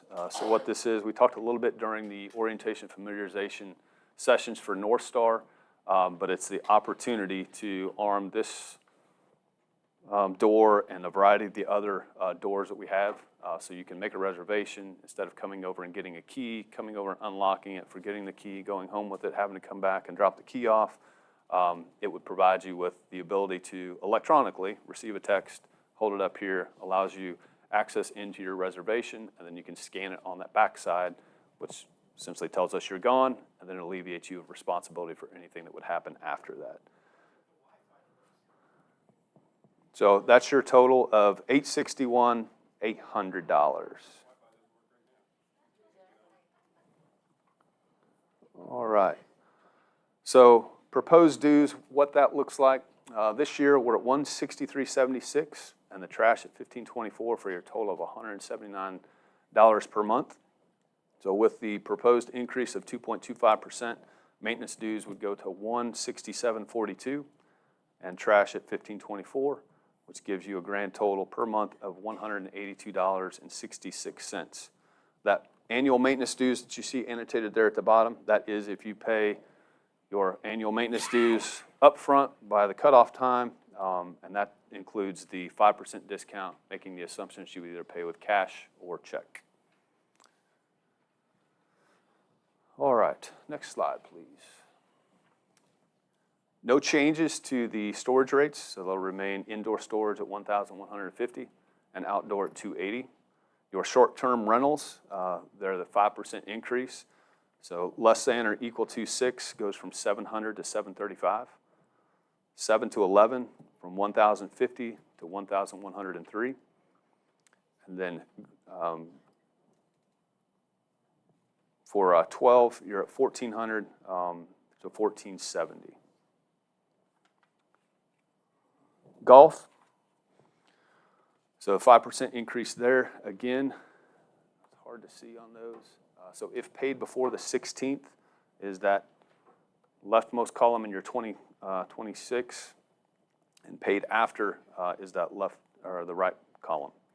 So your single golf membership, if paid before the January 16th, would be $1,501. And then as we did last year, we kind of broke it out at the bottom.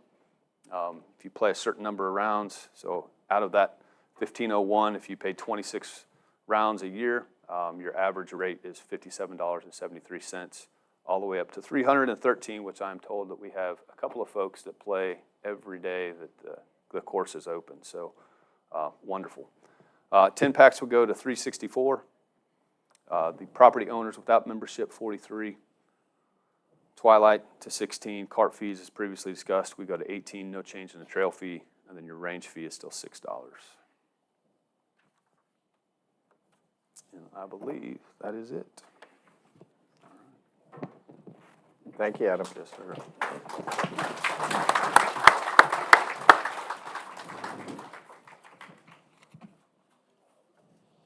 Okay. So what I thought I'd do is I'll cover the questions that we've gotten so far, but as I look at them and what Adam just went through, we may have answered almost every one of them, so I'm not going to spend a lot of time on them. The second and third one, I think, Bart, is your question, right? And then I think we hit the rest of them. Okay, I'm going to talk a little bit about the reserve process because there have been some questions about that. So on the golf, you know, again, I mentioned 2 during the week, 4 on the weekend, you know, that whole thing for the whole year. So we had in the budget on the revenue side, $168K on that. And then you see that and I don't remember the exact number, but we were 50-something thousand on cart rentals.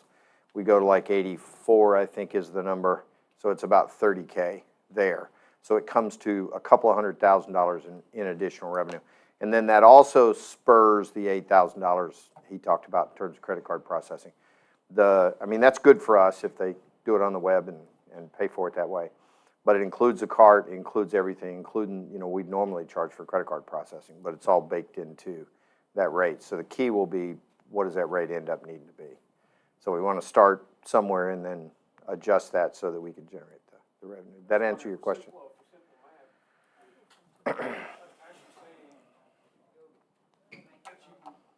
$762 a day. Yeah. You want to come up? Sorry. We are starting the Q&A, yes. I was going to do it right after this, but I'll do it officially here in a second. I'm just saying, simple math. You're suggesting that you're going to make $762. Oh. Oh, I can tell you, I never need it. It's on. Hello? Yeah, the benefit is the mic puts it on the video. Okay. Is Okay. that better? So you're saying, basically, that with no advertisement, because you had no money in for advertisement, just word of mouth, you're going to be bringing in $762.18 a day extra. I'm not suggesting we won't do any kind of advertisement, putting the word Okay. out and doing those But it's kind not of in things. it's not in here, but There's you're no saying that we're going to advertising make money in that. $200,000 more. So I'm just saying, it's a projection, right? but it's not a good one. How's that? It's not a good projection to say that the way the golf course is now, that you're going to be bringing in $700. You have to do it every day. So you have to bring in $762 every day, 6 days a week for 52 weeks. Yeah, well, Okay. no, hang on. Okay. So those are adjusted for summer, winter, right? It's adjusted for what goes on. I mean, if you look at the golf course, right, it's not utilized the same throughout the year. No, but I'm just telling So you what to get Jeff- that number, What the Jeff did, 200,000. what Jeff did, the 200 includes the carts. But Right. what Jeff did is he projected that, and I don't know if you want to speak to that, Jeff, but he projected that based on actual summer, winter, fall, you know, what people actually do. Number of rain days are taken out, there's available golf days. So he did all of that math to come up to 168. Now, I'm not going to suggest that we're going to have $168,000 that will just magically come in if we don't advertise it or do something with it. So Okay. that's a projection So- of that, okay? With your budget, Yes. if you don't get the money that you think you're going to get, where's the money coming from? Well, it's a good question. Yeah, it's a good question. Well, that's why we're That's- having the that's- conversation. Hang on, would you suggest that we take that out, or Yeah, you would? Okay. yeah, I would suggest that you took that So out. just don't put it I in? think it's Okay. there's a All right. bunch of things I would suggest that it's not correct. Okay, we'll This get is there. one. Okay, all right, All right, so. cool. Okay, You have to remember, we're doing 4 groups a day on the weekend, 3 days a week, Friday, Saturday, and Sunday. Okay, so that's 12 players at $90. All right, so that's over $1,000 a day, Friday, Saturday, and Sunday. So that's going to be less on Monday, Wednesday, and Thursday, because we're only doing 2 tee times. When I did these projections, I did a lot of extensive research on what other golf courses in this area, like us, are doing, okay? I'm not, My 11-year-old did this in just about 30 minutes. So you're saying it's Mark? simple here. Bart, let me Yes. finish, okay? I projected how many weeks would we do 0%? Would we sell 0% of them? There's a handful of weeks that we're gonna not sell any of them. I did however many weeks that we would do at, say, 30%. Yeah, thank you. Didn't bring this with me. So I've got 20 weeks at 50% occupancy. I have 12 weeks at 75% occupancy. I have 18 weeks at 100% occupancy, 2 weeks at 0, weather and whatnot. That's how I came up with these numbers. Okay. Well, I'm curious because Adam just said that we're not going to count money from bad debt or from people that don't pay. We're not going to plan on getting that. So why are we counting money in our budget for golf that we don't know we're going to get, that we're just assuming we might get? I'm just asking you why we're putting it in the budget It's as more of money. an assumption, okay? I have 35 years in the business. I've been here for 10 years. I know how many phone calls we get every single day saying, can we play your golf course? No, I'm sorry, we're a private golf course. Okay. I know what the But I think you're demand missing is the whole out there. point. What I'm asking you is saying, we're counting on that money. You're putting it in here and saying that we got to get that money. This is like so let's say So- you didn't get paid unless we got that money. You probably wouldn't want to put that in there. It'd be a crazy idea. I'm not trying to argue. I'm just saying that you put it in So- there, that the budget is there, that we need to get that money. So if we don't get that money, Right. where are you going to get the money? so, Well, you can apply that philosophy to the short-term rental. What if nobody wants to do Correct. short-term rental next year? yeah, that's what I was It's gonna the say. same- I it's the mean, same Well, concept. that's a little bit of money compared to the $200,000. I understand, but it's the same concept. In a budget, you make an educated guess as to what you're going to do, both in revenue It and is- expenses. so Bart, Okay? okay, so Bart, you're correct, we don't have a guarantee of that money. It is true, though, that all of, we did project fees based on history, things like that, and I realize those are known and this is an unknown on this ranch. I get that. I understand the difference. But we have to make some projection in the budget, and some of those we have no guarantee to get, which includes dues, right? So we bill and we assume that 90% are going to pay. Well, what if it's 80? We have a problem, right? No question, and it comes out of the reserves, right? So we've tried to take a look at this. Is it perfect? No, it's a test. I mean, it's a test as a way to try to move the ball on the revenue on the golf course and turn what is today $1 million of expense and $400,000 in revenue into something closer to $1 million in expense and $600,000 in revenue. Is it perfect? No. Are we going to advertise? Absolutely. But I've already said, I think we need to generate some revenue, so I think we do it. Now, if we take it out of there, then we take it out and see what happens. But I would suggest that we would have to do that with a lot of fees and things. You know, people might not want to leave their RV up there. They might not want to, so we have to make some projection in the budget. And if we don't get that money, then we account for it somewhere else. We'll cut something else. That's what'll happen. Because that's what does happen. If we're over budget $10,000 on something, it comes out of something else. What we don't do is go raise dues. You notice, right? We don't. So, but I hear what you're saying. It's not known and guaranteed revenue. It is not. Anyway, okay, yeah. Just to follow up again, I play golf. Love the Okay, course out sure. there. I thank you guys for all you're doing out here, but Bart makes a sound point. It's an untested revenue stream. The others you've had, you've had Sure. history to Sure, directly guess no on that. question. I agree with you. There's many opportunities to play golf in East Texas, and there's limited places to stay out here now since the condo situation's gone away. Anyway, would you name and section? Oh, Just so we- Stan Evans, Section 8. Okay, sorry, Sorry go about ahead. that. But, so what I would say is like, if we get the money, great, but I'd greatly downplay that as a Okay. source of income for that. Because last year, I think we projected 92 home sales. We at did. $7,500. Right. And now we're coming in at 75, is that correct? I think we're at 80, we'll probably end up Oh, I thought the 85 or budget some number, projected but it'll be 75, less. but that's like a $140,000 miss there. So it's like. I agree. I'm just saying we should be more conservative on revenue streams because we're not a growing community. We only have X amount of Correct. lots and whatnot, so I would Right. hope we could err on the conservative side versus ambitious side. And if we make those numbers, fantastic. That's all. But thanks for all you do. But it's fair point, fair point. Thank you. So before we move to the next question, if I could just one more, that I got a question on that I wanted to be sure and cover.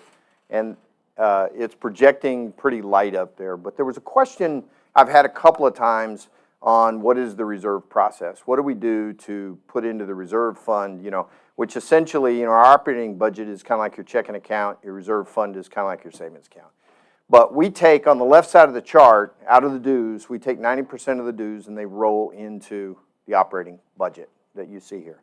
10% rolls into reserves. Now, Adam mentioned that was 8% and it's 10% at this point in time. On the right-hand side, initiation fees, to the point that was just made, 2 per month, right, roll into the operating budget, okay, 2 per month. So there's no question that in 2025, real estate's not flying off the shelf, okay? And so we are behind the number that was projected, but I'll just point out that with 2 per month, it's not all of them going there. The rest of it goes into the reserve fund. So there is an impact, no question about it, but the impact is to the reserve fund, not to the operating fund, if that makes sense. And then out of the reserve fund, we fund projects. So that's kind of the mechanics, because you'll hear about the 10%. Why are we doing 10%? What does that even mean? And so I wanted to clarify what that means, for what that's worth. Okay? All right. And now, we're going to move to Q&A, and I'm going to sit down, so I'm sure these guys are going to want to answer all the questions. Don't go too far. Don't go too far? Okay. Greg Demko, Section 4. Where's the back door? I've got the minutes of the last open meeting here, I'll just sit down. and there's a lot here that's written here that, of the board members that spoke. Everything is written, except when it gets to the point, questions and comments from property owners were taken and answered. That's it. Yep. All the things that we talked about, me included, nothing. How are you supposed to get back to me, and you've mentioned this, that you're gonna do better at did. this, Yes. if you don't have it written down? So I couldn't agree with you more. I mean, So, they're not here in the minutes. well, I understand. So, and I mentioned this, I I'm mentioned going to this comment earlier. on that. I Okay, do go have ahead. them written down, and we do go over them. But if you want to see what they were, they're on the video. We don't transcript the whole entire Q&A, but what we do is have it on the video so people can hear it and see it. But I do document the questions so that we can look at what we need to review. My concern is that you should get feedback. I have not got any feedback for all these things that I talked about at the last meeting. Nothing has been responded to. All I agree with you. right, well, then let's go So, through these.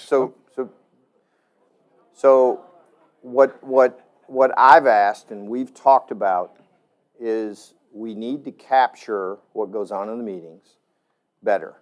We need to, we need to write it down, right? And we need to respond to the actions, okay? And we haven't done that. I mean, there's been some that you get an answer on in the meeting, and honestly, some of what goes on in the meetings are comments where we don't respond to just the comment. You're providing some feedback. Well, If these you are ask questions. a question, we respond These are to that. questions. Yeah, go ahead. That I would like to get. I know you can't vote on it, but anyway, you got it in, and I'm going to try to go through these quick. You've got the courts, tennis/pickleball, or pickleball/tennis. Correct. For over 40 years, it's been tennis only. And of course, we got the pickleball now. Tennis needs to be by itself. It's got to have its own budget so that we don't see money disappearing from that to go to pickleball, which we have recently. Okay? I've been for 6 years trying to get bocce out here. 68 people filled out a survey, and it's been put on the back burner for that long. I had a guy talk to me the other day that said, where's bocce? He'll get a work group together to do it. Needs to be on the budget. It's not that much money. You just did, 2 years ago, redid the putt-putt course. New boards, new carpet. The concrete's laying right out there. Could have been done. A few more boards. I haven't looked at it, and I don't know what the requirements are. Does anybody up here? There are no requirements. Bocce, I can tell you, there's all different kinds of sizes, all different kinds of surfaces. I don't know anything about it. It's for fun. I mean, I've heard there's cracks. The cracks are level. I've heard it's not level. I had a level on it this morning. It's level. It's for fun. I mean, are people, golfers, are you complaining about the greens being uneven? I mean, it's the way it is. What, are we going to level all our greens? It's for fun. Somebody donated, a resident donated the bocce balls. They're over here in the shed. It's all there. It's a simple thing. It ain't going to cost you more than $100, $200. And I know it's money, and I understand budgets and all that. 6 years? I don't know. So let me just answer you. I don't know anything about bocce ball. I don't know what the setup is over there, so I don't know how ready it is for that. Personally, I don't know. Okay. Well, so I think we ought to go look at it, and we ought to get you an answer. Well, give me a call. I'll meet you out there. I'm good with that. Let the pickleball guys out there. Absolutely. Defibrillators. How many know where all the defibrillators are out here on the ranch? Oh, good. We got 5. All right. Why don't we know where they're at? Why aren't maps being produced? Why aren't regularly? Yeah, we can't hear you. Greg, can't hear you. Why aren't we more regularly putting out maps of where the defibrillators? And they got to be charged every so often. Is that correct? So, what's the procedure? What's the maintenance on that? It'd be probably good to know. Trees. I've been proposing for 10 years that we have a nursery. Bill, you talked about out at on 14 at the stables. Big hunk of property out there. More than enough room. Water. Why aren't we getting our own tree nursery? It wouldn't be as exorbitant as you might think. I've got it all laid out. Now, this was 10 years ago. But we could grow our own trees. We lose a couple hundred trees a year. How much are we replacing them? And I had 2 sales out here for trees over the years. Sold a ton of trees with the nursery up on whatever it is, 154. It was very successful. Yeah, you got to spend a couple of years spending some money with water. And then you have a watering system. It's on computer. It's not that hard to do. And you can get a work group. What a good thing. So are you, just to be clear, are you assuming, or are you asking, kind of like the community garden, are you saying someone that the members should grow trees, or are you suggesting Holly should grow trees? Well, Holly Lake Ranch would initially pay the expense to Association. getting them. You can get a work group together, I'm sure. They could get out there every so often and monitor, make sure the sprinklers are working and that they're growing. And in a couple of years when they're growing, you start selling them. You can make some money back from the cost of the water. I mean, to me, parking lot. I don't know, do we? Parking lot up by the restaurant. A couple of years ago, there used to be some curbs off the ramp coming, or the driveway going up to the restaurant. They were probably sticking out, about 8, 10 feet, about 20 feet long. They're gone. And it was cut out for the purpose of making more parking spots. And the idea was to stripe parking spots. How simple would, I mean, yeah, the time, we got the machine, I think. Wouldn't it I be, don't know, wouldn't I it don't be know whether better? we have the machine. Do It'd we be a have a heck of- machine? Adam?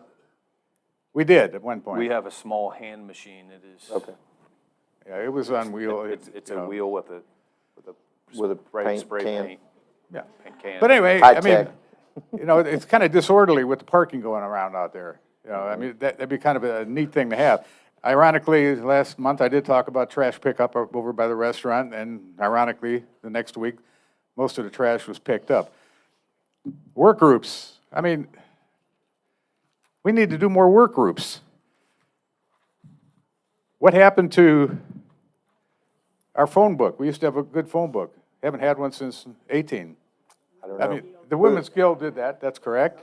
But, I mean, everybody I've talked to would be interested in doing that.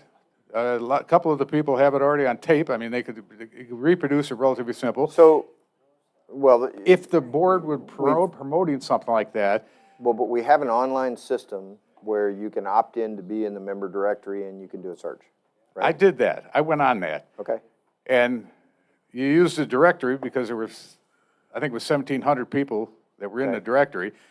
And 50 showed up that actually used it, that you could actually get on and get a phone number. 50. Accessibility. Anyway, everybody I talked to. I hear you. Was interested, I would love to get back to getting that phone book. I mean, I understand the Women's Guild did it. Rick, this is really about the budget tonight, okay? I mean, No, it's not. No, it's not. tonight's about $85,000 for the hiring. That's what we want to know about. Please let people share the feel about the budget for 2026. Please. Thank you. I had the opportunity to talk to the board last month to no avail, and I'm trying to get some things accomplished and talked about. Hey, Greg. Last thing, Okay, to okay. be a member of the board, as far as the election proceedings, why don't we have something that stipulates you have to be eligible to run for the board, you have to have lived here at least 5 years. So we're getting people that understand the ranch and the community, and so we can move along a lot quicker. Anyway, thank you. Okay. Thanks, Greg.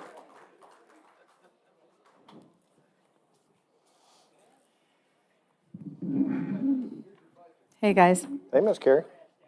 Could you please give him his bocce ball? Been here 4 years now listening. Okay, I have some questions about the budget. Carrie Nunnally, Section 9. Okay. If I'm understanding you correctly, the budget that Adam just proposed had the Director of Operations in there, and now it doesn't. That's 80-ish. What are we doing with that money? Well, it Are would- you it going would- to- It would be taken out of the budget. Okay, so we can anticipate We it. had this conversation, what, 2 hours, 3 hours Oh, ago? I might have been in the bathroom. I'm sorry. No, I'm not saying I'm- in here, I apologize. Are- We if- had the conversation Oh, over okay. there and had the conversation. Right, Okay, right. I sorry. just want to know, so you proposed it at 2.25 with Yes. the D of O. So what's in there still reflects that because everything was done before we had that Okay, conversation. this so afternoon. is it safe for us to assume that you're going to recalculate that for us? Or So are you going to take that money and put it elsewhere? What we will do is we'll take the feedback that we're getting, Okay, the general plan, okay, and then we will put back out to you another draft that reflects that feedback so that you can look at that. okay, So what we generally do, like when we rewrote the rules and regulations and we'll put out yet another draft for you to look at. And then if we make some further changes, we'll put that out too, so that we keep this kind of dialogue going. Does that okay. help? Yeah, answer that it? does. Okay. I go on record saying we need to take that out and Okay. lower. I have some questions for Adam. You have a line item under security for furniture for $3,000. And I would like you to I'm curious what that is. I've gone in there and they have a ton of furniture.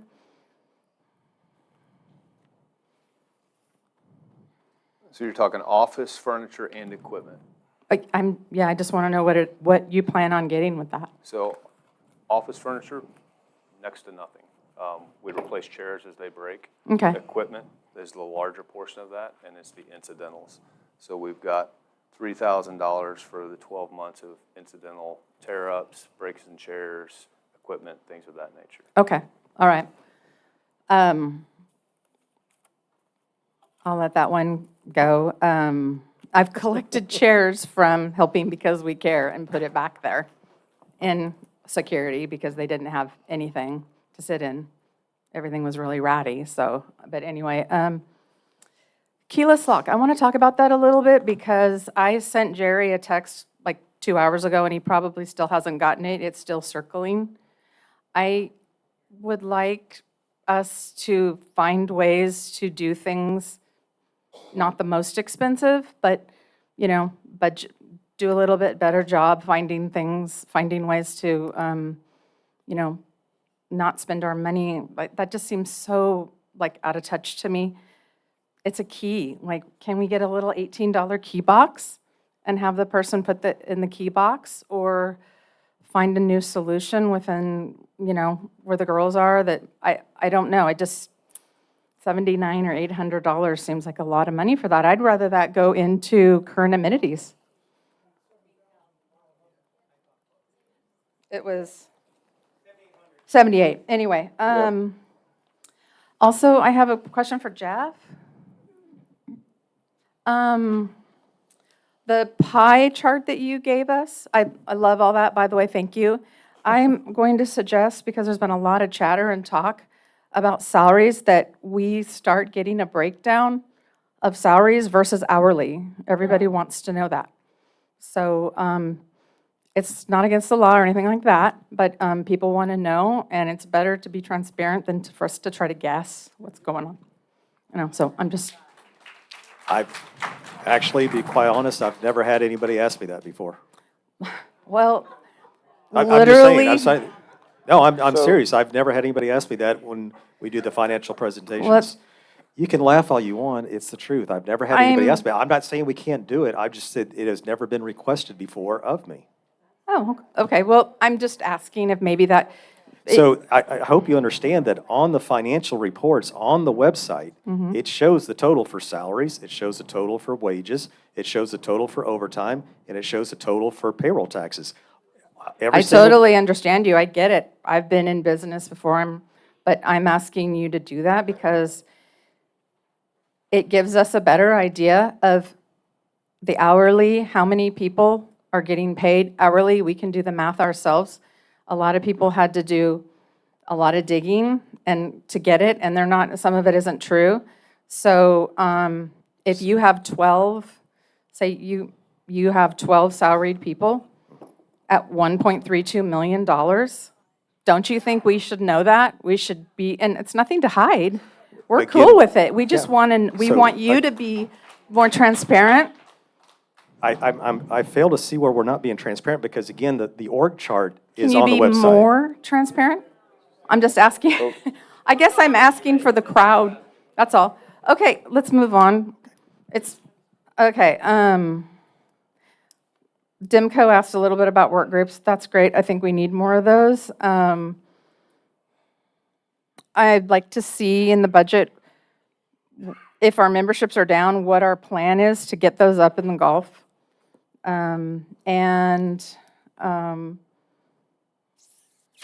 guess that's it. I'll let somebody else go now, but that's what I have for you guys. Thanks, you guys. Okay, good. Thanks, Terry. So just a question. So, Carrie, so Terry, did you want to comment on, because you've expressed some stuff around golf in terms of driving up membership and that kind of thing? It might be useful to comment on that.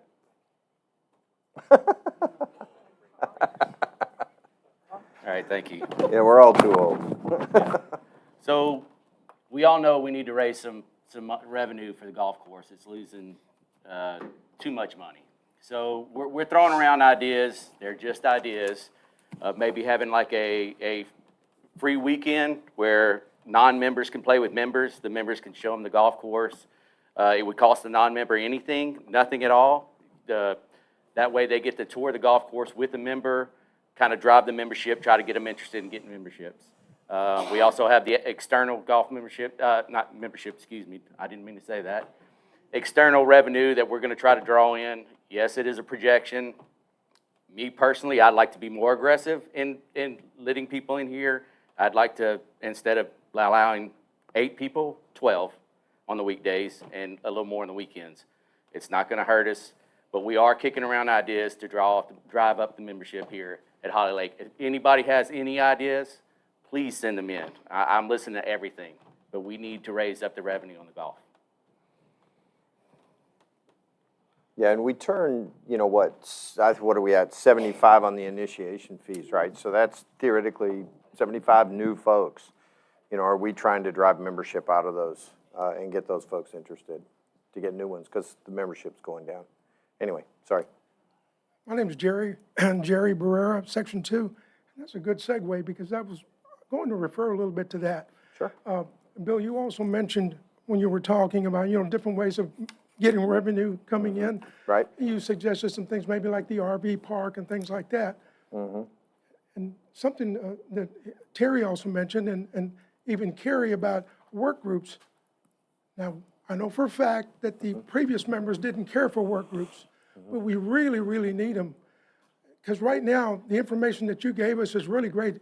It's got me stirring, some ideas on what you said. Is it just you guys that come up with these ideas? Or like Terry said, send it in an email. And the reason I say that is because a lot of people have heard of SurveyMonkey. SurveyMonkey isn't on the web. It's free. Sure. You can post 10 questions to get the free version. I've used it a lot when I used to work, when I was somebody, okay? Right. And it works. And if somebody opens that up, then you're going to get thousands of suggestions, not just 5, 10. And doesn't mean you're going to use them all. Right. Again, you mentioned the RV park. Maybe that's an idea. Well, see, you probably didn't know. My son built an RV park not far from here. See, there you go. From scratch. Right. He's nothing but passive income now. I keep reminding him I'm his dad and all the hell he gave me, right? He's also opened up a mobile home park. Yeah. Making money. It's big business right now. And there's big business in that. So you see what I mean? If we find a way to get this out to the people, again, SurveyMonkey, it's cheap, it's free. And say, hey guys, you guys got any ideas? And then you guys can pick. Yeah.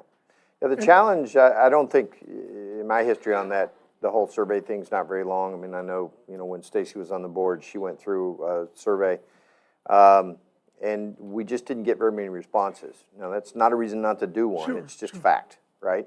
And of the, I think, 200 and something that did respond, we had, some of those were duplicate, right? They were kind of the same person multiple times. They were the same people in the same household, that kind of stuff.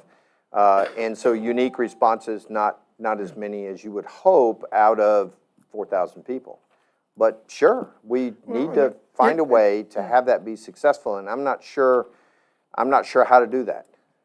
You can send it out if you only get 100 responses or 2. You'd hate to drive an idea in a direction based on a very small sample for the entire ranch. So I think it's a good idea. I think we should do it. I think it's been done, but it's not really worked for us yet. We got to figure it out. Well, it's like people used to tell me, well, we've already tried that. Well, you know what? I haven't tried it. Oh, I'm not saying don't try it. So if we can build a Ways and Means Committee, Yep. a work group, hell, I'll jump on it. It doesn't make any difference if you want me on there or not. But I'm just saying, because there's people, like I said, the gun range, there's a guy here that's certified. He can teach people how to use a weapon. And there's a lot of people that are interested in that. So you see, there's money that can be made. We just need to find out, and we need to ask these people. There is no who can do question this. in my mind there's money to be made. We all need to be comfortable with what it is and how we're making it and all that, but there are assets that we ought to be able to use to drive some dollars that don't come out of dues. Okay, thank you. Okay, good. Thank you, Jerry.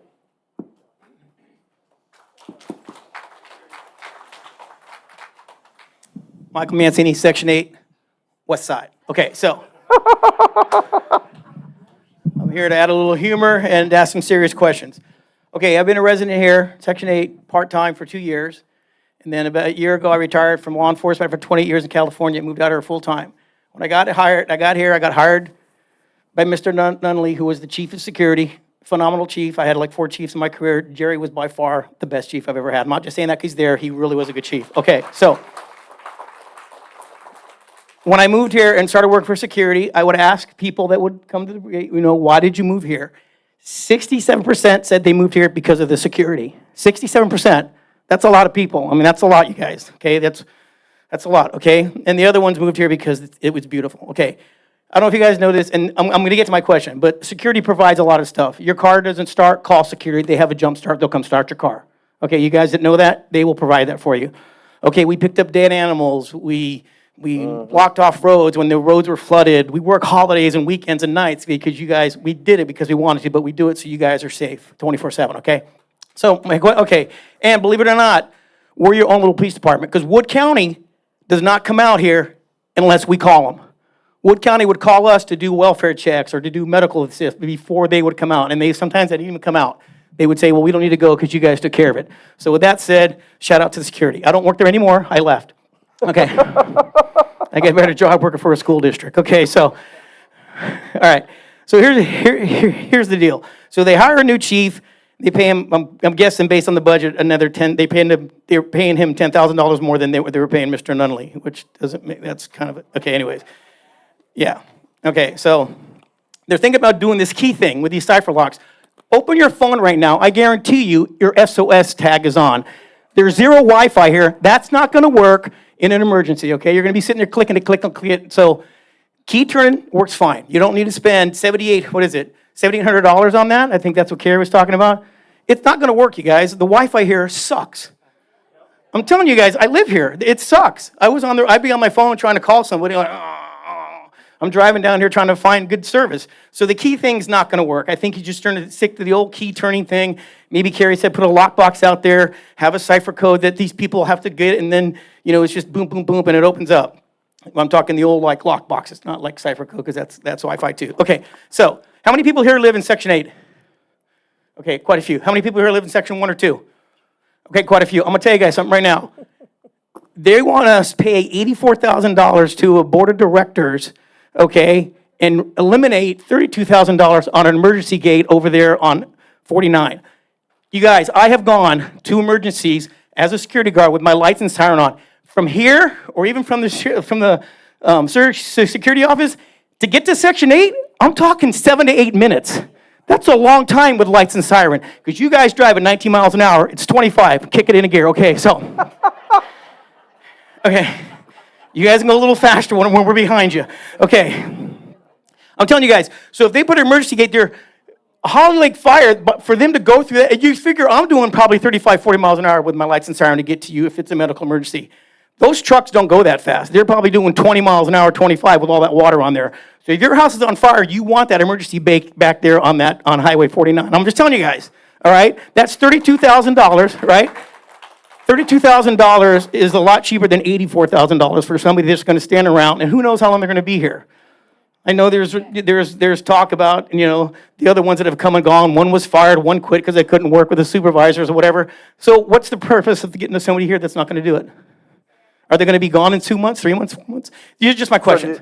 Just to make sure I'm clear on your question, or your statement, you're comparing the director of operations versus A security gate. That's right. Yeah, Okay. that's my question. I just wanted to make sure I was clear on your. Okay, on and one your more point. thing.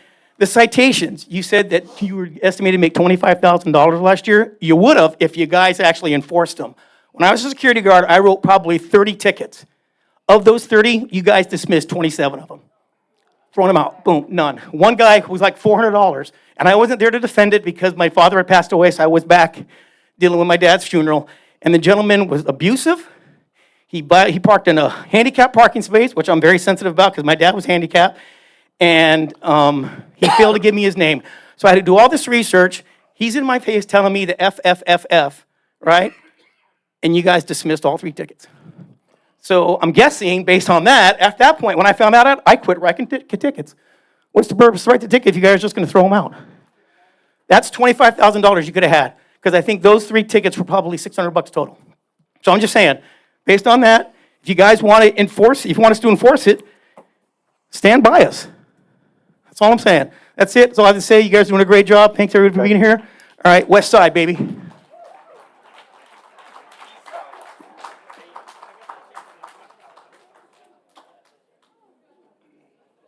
Michael, I'm glad you went first because you covered a bunch of stuff that I wanted to cover.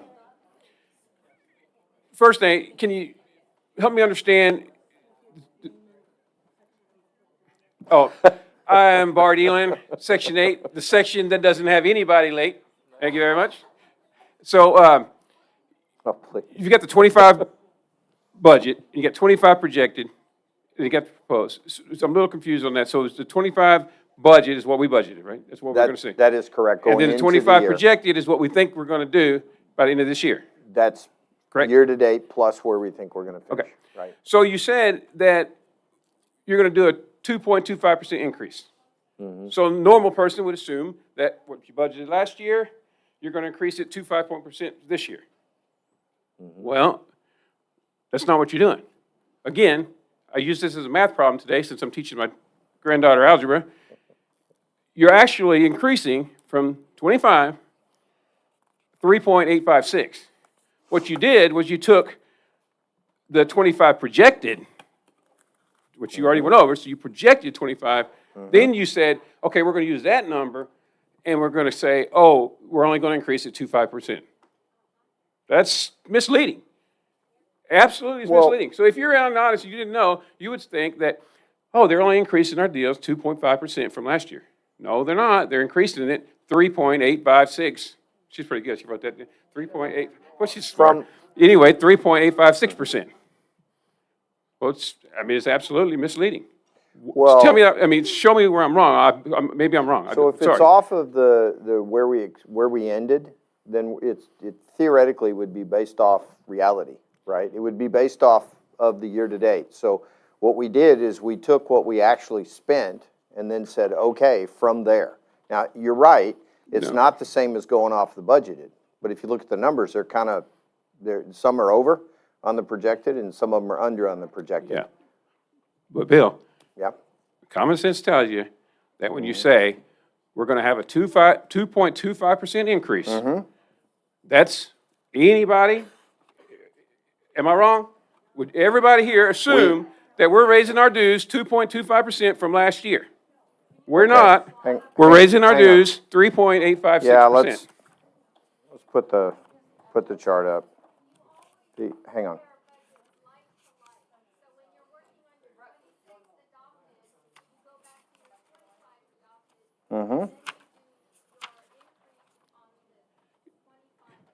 You know,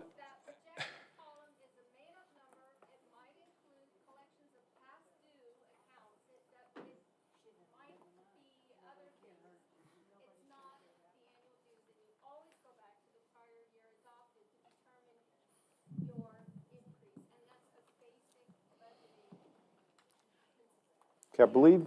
I wish I could take credit for being this smart, but I sat the Adam, last where's 3 your weeks chart? with many professionals that done budgets for the city of Quitman, have done budgets for the city of Gilmer, just to try to understand this budget. And every one of them has said, this is a wreck. This is it's so hard to even figure out. A wreck how? Or what do you mean? One thing, I mean, it's just, a normal person couldn't understand this. If a person that does budgets for the city can't understand it, a normal person can't look at this and understand what you got going on here. First of all, the biggest thing was your projected increase, which is totally wrong. Okay. Totally off. You're not doing actual, you're assuming, like the golf, that we're going to make this money. We have no record of making this money. It's brand new, but you're going to stick it in and it's a huge amount. And I want to say one thing, and I'll be done. Okay. Terry, I want to say thank you. And I'm going to tell you why I say thank you. I've been around this branch, just tons of people. I've been involved in so many different things right now. And all I've ever heard from anybody, people that didn't vote for you, said, you know what? Terry is doing exactly what Terry said he would do. And thank you, Terry, for doing that. Because, Jeff, this is the same thing I got from you, Eliana. And I asked you, I sent an email to the board of directors. I said, look, can you please give me a breakdown of the salaries? How much money is spent on salary employees and how much money goes to hourly employees? What you sent me was this pay chart. And then you put in your notes, you said, and you can go on site and figure all the other stuff out. No, Hell, I didn't want to actually- go on site and figure all the stuff out. So you I want you want- to do what I ask you to do. And then 3 or Okay, 4 so minutes later, you Terry want me to sends it spend my exactly what I time asked doing for. what you can do. Yeah, I want you to, yes. You're on the board. If you don't want to be on the board, get I off. can show you where it's at, and you can go out there and add with Wrong. your calculator. No, that's wrong. That's not what we Well, do. that's Terry what we did do. exactly, I didn't ask him, but he did exactly what I asked within less than 30 minutes if I even put it out there. Good for Terry. Good for Terry. Thank you. Thank you, Terry. Okay, hey, Bart, let me just make one other comment. So Adam's chart, I'm sorry, is it off? Oh, okay, maybe it should be off. Okay, so on this chart, where it says 2026 current versus proposed, we go from $163.76 to $167.42, which is a 2.2% increase in the maintenance dues. So that's what the number is. Okay. Okay. That's not what it reflects. No.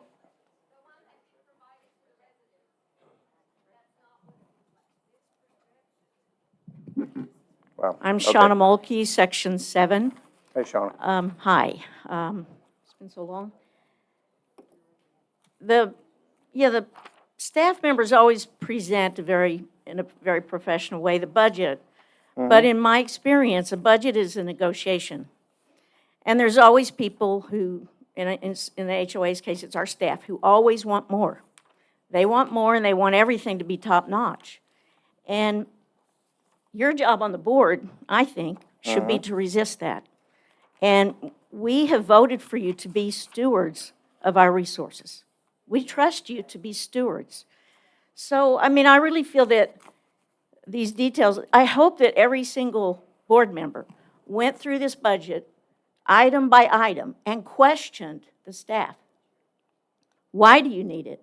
And is this really a correct assessment? Just like Bart did. He's caught a couple errors already. Y'all need to do that. That's what we're asking you to do. This is the most important job you have this year. I agree. Okay. And my answer would be that's exactly what I did. I went through the budget. We've gone through it line by line multiple times. Okay, well, here, in your presentation, thank you for Okay. making such a detailed presentation of some of your thoughts and ideas for the future. You made a couple of assumptions. Okay. One, the master plan. Totally agree. We need a master plan. Okay. The assumption is that you can ever make a good one without any input from your shareholders, us. When I saw the Well, wait a mission and minute. vision statement, it was ridiculous. How can you not do that without asking us what our vision for Holly Lake Ranch is?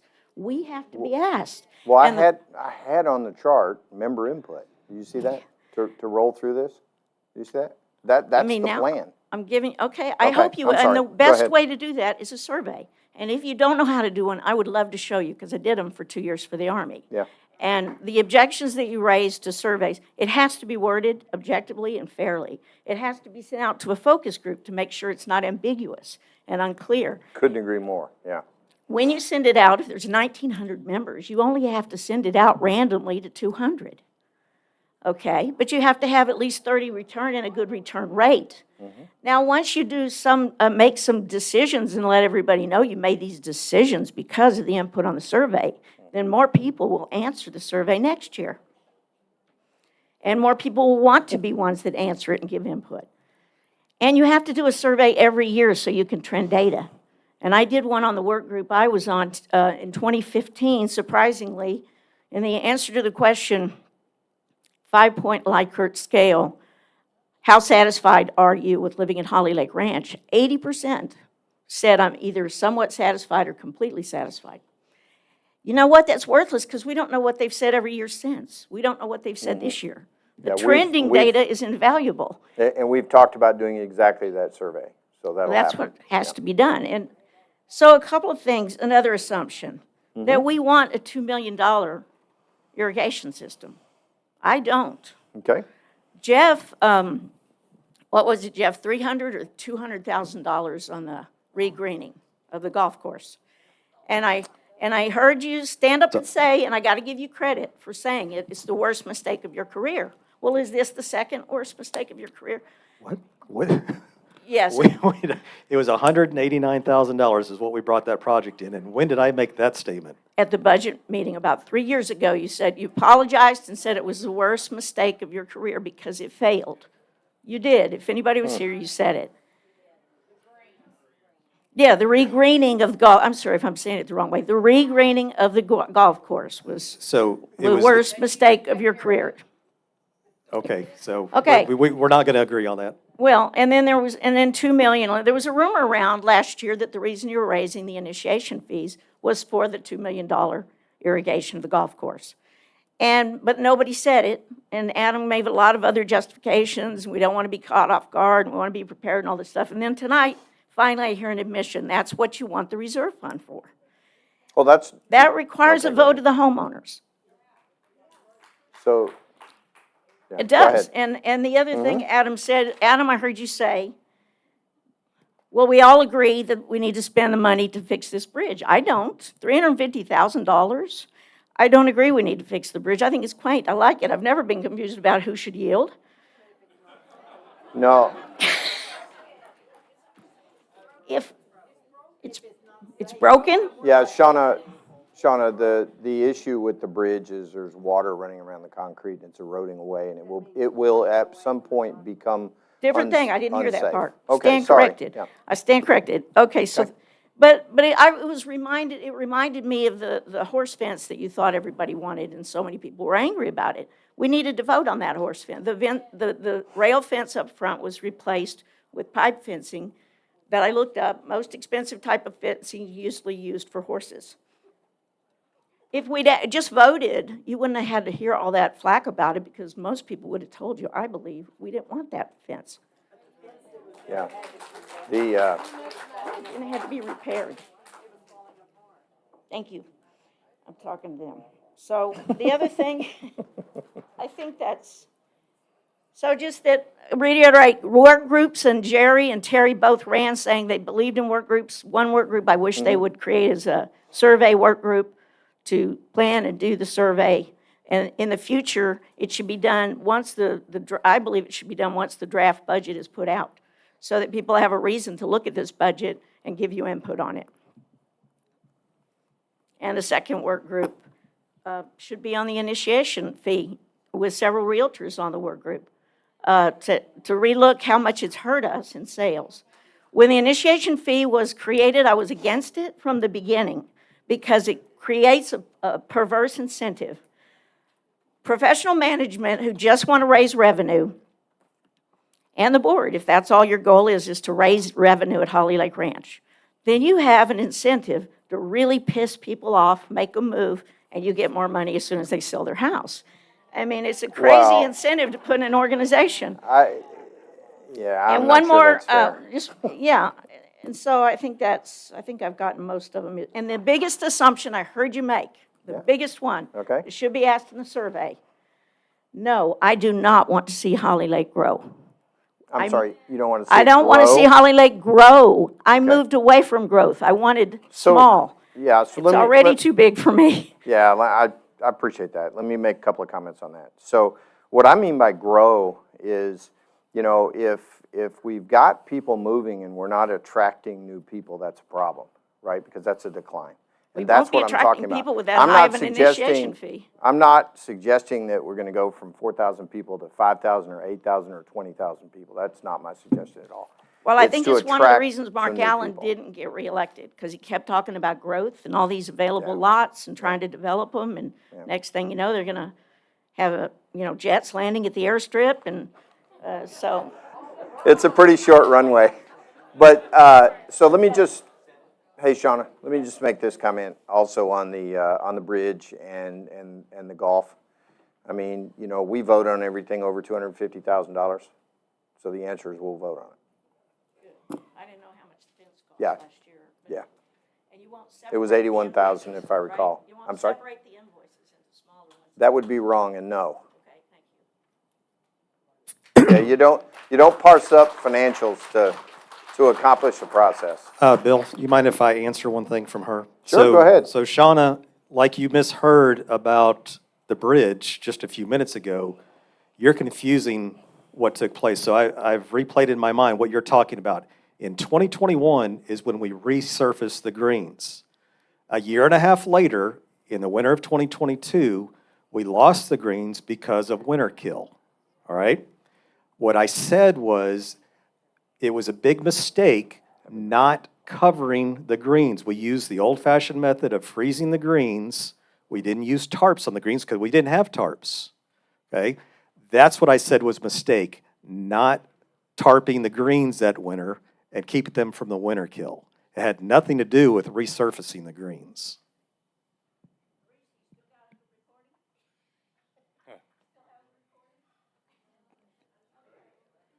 All right. Keith Whitmore, Section 4. Hey, Keith. So I have some drainage concerns. The budget shows like $100,000 to repair drainage. Yes, sir. I have 2 Holly Lake drainage easements that funnel onto my property, and they cover me up in sand from the golf course, from the roadway, from all over the place. So, can't hear? So my concern is there's not enough money in the budget for drainage, especially on my property. I've got a good friend that has the same issue, Gary Green, and I think he spoke with Adam. He has. And I've had Dave Evans come out and look at mine, and he agrees that it's a mess and we need to do something. Yep. So I'm hoping if we can't do the whole project at one time, I'm more than reasonable, stop the infiltration of sand. Yeah. This drainage thing's a problem. I mean, if we just took care Understood. of what we know about, it's more than this 100,000. It's probably more than next year's number, right? It may be more than the following year's number. Look, I get it. Yeah. I understand. Yeah. I just need it to stop. All right? It doesn't have to be repaired all the way. We need it to stop coming in on my property. Okay. Because I'm You've $65,000 looked at that into one, right? this thing. Okay. Okay. Okay, so, my next comment is, short-term rentals. I think we could increase that rate. If you're looking to generate revenue, I think, for the short-term rentals, I think you can at least double that. That's what I'm thinking. And how short are we on golf revenue? Do you know? Oh, I was gonna say, raise the membership fee, but we're not gonna get 600 grand. Yeah. Yeah. We can raise it, but nobody will play, so that's kind of a problem. Understood. Yeah. The other thing is, I'm all in favor of work groups. I think if we have some projects that need to be done around the ranch, ask for the volunteers. I know I've got a bunch of guys that I work with that are more than happy to participate in that. Okay. Yep, there you go. AJ's a big one. Yeah. See, Mancini's in. You get double the pay for that. Yeah, there you go. And I thought I had one other thing, but that's it. I appreciate y'all, what you Okay. do. I Thanks, know it's a Keith. thankless job, and we appreciate what you do. Thank you. Thank you. Appreciate it. All right.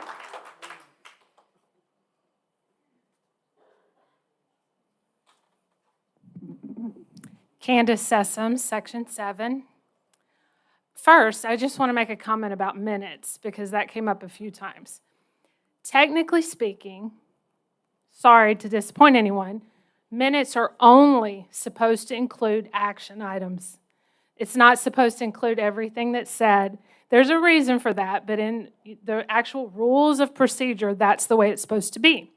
But because we're a community and the members matter, maybe we can keep a list, someone, I don't know who, of the people that come to the podium, their name and section number, or have a sign-up sheet. And then this board or someone reach back out to that person and say, did we resolve, answer, deal with your concern when you came to the meeting? Because that was what I heard was the complaint earlier, is the questions weren't resolved for someone. And we've talked and we agree. So that's just a thought and a suggestion and a reinforcement that the minutes are just action items. That's just the way it is. There was several mentions about surveys, and I know that surveys don't get answered. There has been a mention about having section captains, people, they could help get surveys answered by their section and can encourage members to do those surveys, possibly. That's just another suggestion. Now, the first person that spoke talked about, in my opinion, building our hopes on this budget for this new proposition of the golf, outside golfing, okay? I understand that that concern is real. I don't think we should build the budget on something that's untested. You said that. You said it very well. It's clearly untested. And I think last year, some of us talked about this increased initiation fee, and I came up to the podium and predicted that we were not going to see the numbers from that because the economy is not going to support it right now. And some of us think that fee has hurt home sales here at Holly Lake Ranch too. And that's a concern for us as well. So I think y'all need to take that into consideration. Let's see. Make sure I got everything. I would like to know about collections. How does this work? I know it costs us money that people don't pay their dues. And there was a mention about that the research going into it, and some of it is houses that are lost in what I would call airship issues in the legal field. Yes. But surely some of those are just people that have a problem, get behind, and have no way to get out of it. So what do we do? Do we negotiate with some people? Do we try to resolve this, or is it just all or nothing?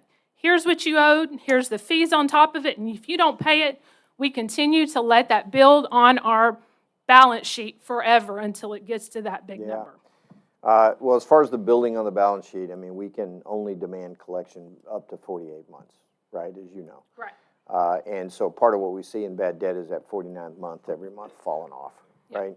What we've done in the past, I don't know that I could speak to. I do know that we do payment plans. There are people that are on payment plans. I do know that there have been some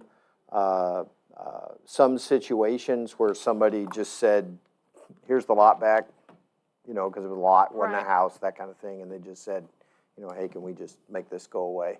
So there's been some of those. What we do in terms of any other arrangements, I can't speak to, but you may be able to speak to what we do or have done. I think you hit most all of them. So payment plan is our So we do have payment plan. Okay, is our good. first option. We'd love to do that. It'll be anywhere from 3 to 12 months. We can spread that out. Obviously, we don't want anybody to lose their home. So payment plan, we send them a variety of letters, the standard letters. We actually exceed that. We do a 30, 60, and the 120, the affectionate 209 letter. Okay.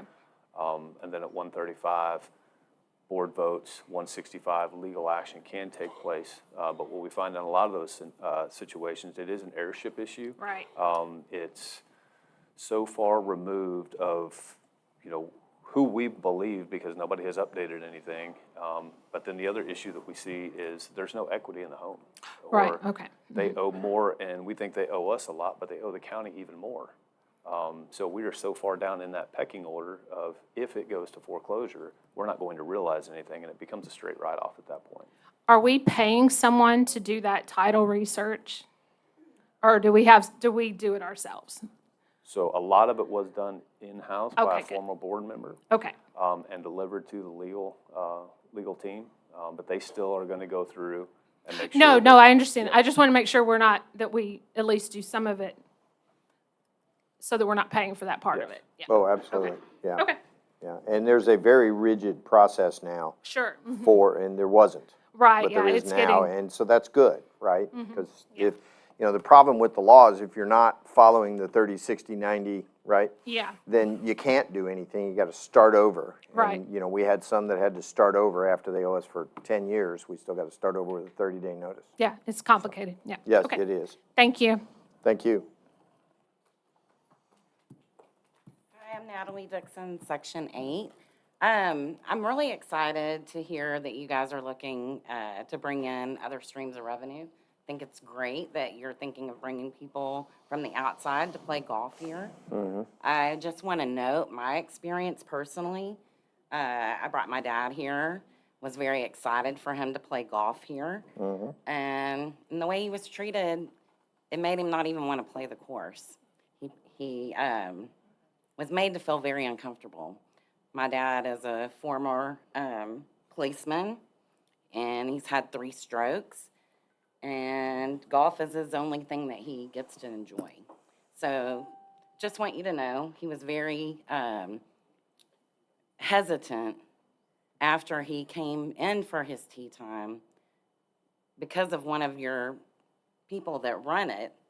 And I just want to make sure that when you're bringing outside people in to want to be part of your golf, that they're treated properly, kindly. Yeah.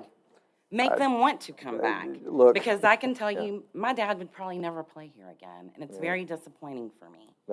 Because that's something very unfortunate. I was really looking forward to him being a part of here. The RV park, I think that's an excellent idea. My question to you, is that a thought of it being long-term RV rental? Or are you looking for a weekend rental here and there? Because I can tell you, the RV long-term is very profitable. That's why you see them popping up everywhere, because people can't afford housing. That's exactly right, and that's why that's hot, right? Yeah, it totally It's is. unfortunate that you need to go out and buy a $3,000 used RV, right, and park it somewhere, but that's what people can afford, right? I'm not suggesting that you just let any No, type I of understand, but I'm RV. just saying that people are living in them because they can't afford Correct. to live any other way. I sold my right? home at the height of the market, right, 2 weeks before it crashed, I closed. And I didn't know where I wanted to be. So we went and stayed in our fifth wheel for 7 months till we there you go. found Holly Lake Ranch. Never even heard of this place. Yeah. Found a house out here, and I loved it when I came in. And that's why I moved here. And then the only other issue I wanted to bring up is in Section 8, we have a lot of lots. I guess y'all call it the meadow. And I know Adam and I have spoke about this before. I'm very concerned because it's so overgrown. If we were to have a fire of any sort, it would spread through that area so quickly. I know somebody talked about even the fire department getting there in time for a fire, but I'm telling you, that whole area could be engulfed within a matter of minutes. And I know that, there's rules about unimproved lots. They're allowed to be, I think you told me 12 inches. Right? These are far exceeding 12 inches. And we're talking lots that don't have many trees on them. By me, I own the 2 lots next to my house. It's by the fire escape. It's so overgrown, when you're coming from one direction, you can't even see the sign. My husband mows quite a few strips over just to make that more accessible. Because if you were out there, and especially in the dark, you are not going to see that sign. I think it's a real issue. And I think it needs to be addressed. And if we can change rules on other things, we can change rules about how high lots can be. But they're way overgrown. And I don't feel that it's safe for the people that live out there to have stuff this high and this high. It's not appropriate. It looks terrible, but it's a safety issue on top of it looking bad. So I know some of these lots are owned by Holly Lake Ranch. Some are. Yeah, some are. And I think that we can do better on making that area, one, look nicer and be safer. Okay.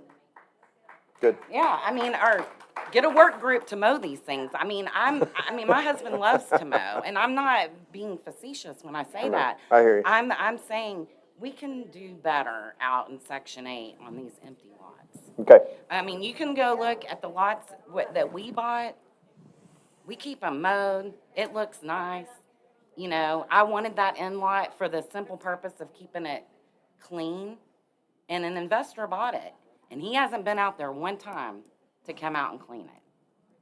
So, and I'll just bring up too, have you guys made any decisions on selling these lots that Holly Lake Ranch owns? Because I specifically know of a neighbor that is interested in one of these lots that Holly Lake owns, And there was like a moratorium put on selling them. Yeah, there was. We had to get them priced, we had to get them looked at and all those kind of things. The board went through that and made those decisions. I don't know where they are on posting. They're on the website. Okay, so it's online They're on now. the website. They're available for They're- sale online. they're now. online. They're on the website. So somebody can put Yes. a bid in. Yes. Yeah, we Awesome. did stop it for a bit so that we Yeah. could go in and try to do an assessment, because, Yeah. you know, a lot's not worth as much if the land looks like this. Sure, and, understood. you know, that kind of thing, so. Yeah. But that's good to know. But it's I on didn't there. realize it had. It's definitely on there.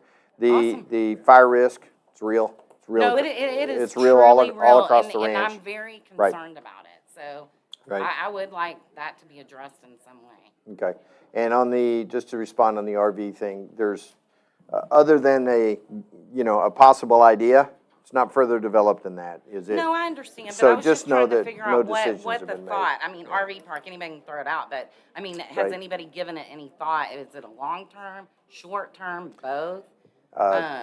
What does that look like? And you're talking about maybe bringing in a third party to develop that? There are third parties that would go develop something and we could I'm all lease it to about them it. as I an think example. it's great. I Right. really do. I mean, you have this Right. gentleman here that said, hey, my son does that. Right, exactly. I mean, I think it's something you guys should definitely explore. But we're definitely going to look at it. All right, thank Okay, you. good. Thank you.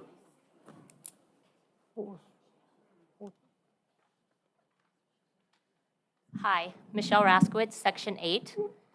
I'll go down my list I'll go down my list, and I totally expect to be booed on certain things, but that's all right. Ah, Trust me. Oh, sure. RAS as in Sam, KIEWI, C as in cat, Z as in zebra. As you can tell, I've spelled it a few times. I bet you. oh, yeah. Yeah, I had that exactly. Yeah. I'm pretty sure, can this go up higher? Can this go up higher? I'd rather not kiss the mic.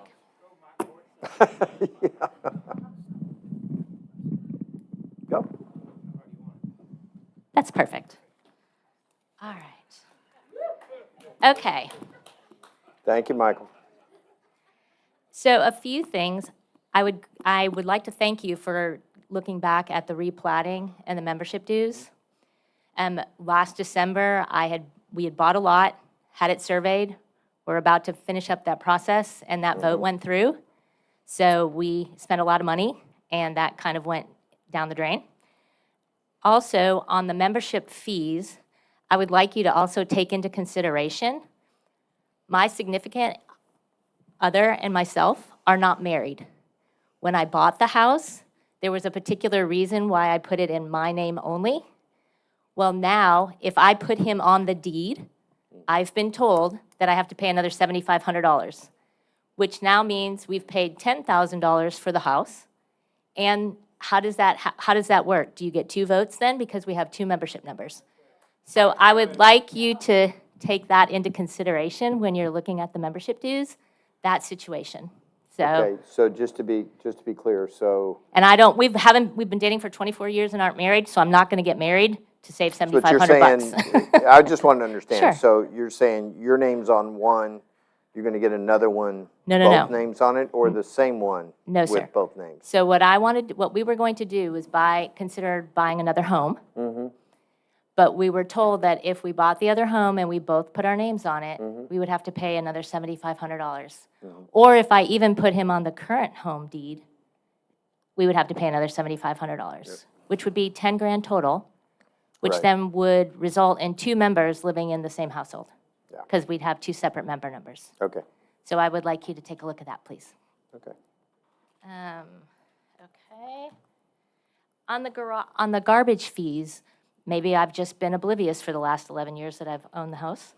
Are those not pass-through fees? I didn't realize we were actually making money on those, so that was interesting. On the internet, in here it's horrible, so have we ever considered having any of the companies out here to look at putting a tower up and maybe making some revenue on having a tower on the property? Or using Skylink, either way, something that would allow us to have better internet access. So that's one thing. Okay, how many golf carts do we actually lease? 30? Okay. And do we use them all the time or just special events, or how does that work, Jeff? During the peak season, they will all go out in a day. Okay. And then we also use them when we have events like the fire department tournament. dog We'll use shelter. all of them, things Okay. like that. So it's not, 30's kind of we've found is kind of our sweet spot. Any Okay. more than that's too many, any less than that, we kind of shoot ourselves in the foot. Gotcha. I apologize if you said this previously. On the new system, because I wasn't able to be in the meetings, will the newsletters come out and your bills come out electronically so that stuff doesn't come in the mail, or do you get to opt out for that? Because I get that all the time and I can just log on and get it. So I hate to postage and printing and killing trees. Are the short-term fees in addition to the monthly HOA dues, or is it a flat fee for the short-term rentals? Is that fee just a one-time fee? Or do they pay the monthly dues that we do also? Oh, they're still members. Okay. Right, so yeah, they're paying an STR fee based on the size of their STR. in addition to this monthly fee? Yes. Okay. All right. What type of items require overtime pay? If we technically have enough employees, why are we paying overtime? What special events, what type of situation would require that? Variety of options for that. Okay. Security is a great example. We're understaffed right now. People Okay. still need to take vacation. They still Sure. need to have days off, things of that nature. Most of the time when we have it, it's either going to be in support of some type of event or some type of project Okay. or something of that nature. But we don't have enough folks as it is to Gotcha. do everything that we need to do. And the other thing on the golf maintenance, it's built into the budget every year because we only have 8 guys to run the whole golf course, and they're open all 6 days of the week. And so whoever works the weekend, we split it up, so there's half of the staff works that weekend, the other half is off, so whichever half works that weekend will incur overtime because of that, because they're working 6 days a week. Makes sense. Okay, some revenue generating items. This is probably where people will not be happy. Sorry, and I'm sorry. I'm a CPA, I do corporate taxes, so just hear me out. Does Helping Because We Care pay a fee every time they have an estate sale on our ranch? Okay. Should they, or could they? But that's okay, I understand. But it also takes our security people time to get those people on the ranch to the sale. So it would get passed along to the family who's having the estate sale, but I feel like it's almost like you need a permit to be able to have those estate sales. Something to think about. Don't kill me. Okay? I mean, the people who have the estate sales pay a percentage to Helping Because We Care. So I do a nonprofit. I'm the treasurer of a nonprofit of a Christmas market. We use Market Hall. We don't get to use Market Hall for free. So it's an opportunity for us to raise money. Consider it, please. Here's where you're going to really hate me. Okay. Golfers have to pay a fee. Pickleball has gotten to be extremely popular. Is there not a fee for pickleball? Sorry, all of you pickleball people. That's okay. That's all right. Saw that coming. That's okay. But it's become very popular, and it's expensive to keep up those courts. So why should the golfers have to pay a fee and pickleball club not have to pay a fee? Oh, okay. Membership, it's not in the budget. Okay, but that's separate and outside of what Holly Lake Ranch makes money, so that's separate and apart, right? Okay, perfect. Okay, gotcha. They maintain their own courts, so they don't cause any extra expense to the ranch either. Okay. Gotcha. Yeah, just to comment, they also have, I think they bought the bleachers or something too, right? Okay. Yeah, so there is some donation back. Okay, since that got brought up, I want to make sure everybody understands, the Men's Golf Association every year does something for the golf course. They spend about $2,000 to do something for the golf course.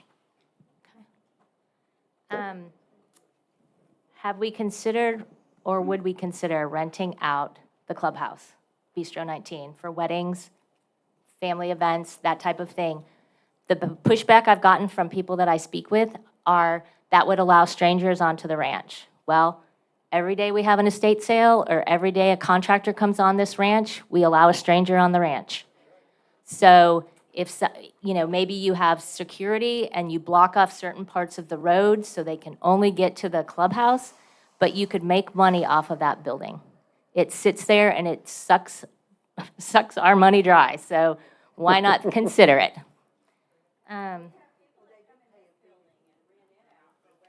See? Okay. Uh-huh. Right, yeah, that's great. So and that's a bigger building, so maybe if that is something where then you could cater, or, other than do your own catering here. So just a thought. And then here we go. Yes. Yeah. Uh-huh. Oh, I'm sorry, restaurant, yes. There you go. And I think you said we were making passive income by putting our reserves in. Are we putting them in CDs or are we putting in a market? It's money market stuff. We did Okay. some CDs, depending on what the money is and how long we thought. Like the ERC money, we knew was a chunk and we wouldn't use it for a while, so we Right. got a longer term. But Adam's negotiated the numbers and we've rolled them.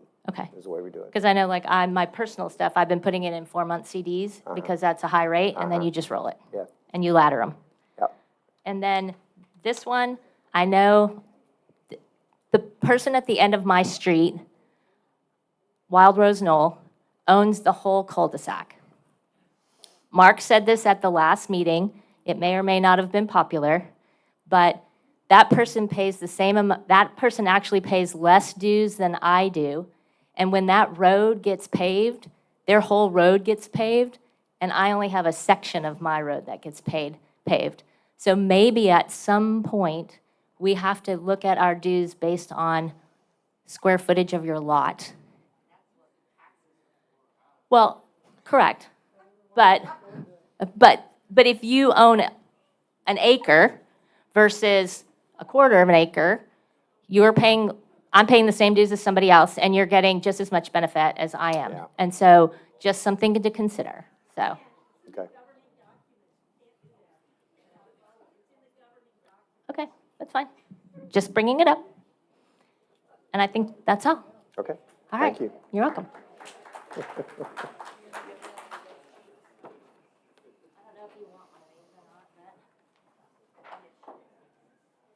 When you were looking at the percentages, Of, when they were saying 2.5%.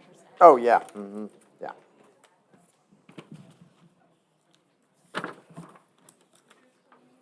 And one for you. That's from her.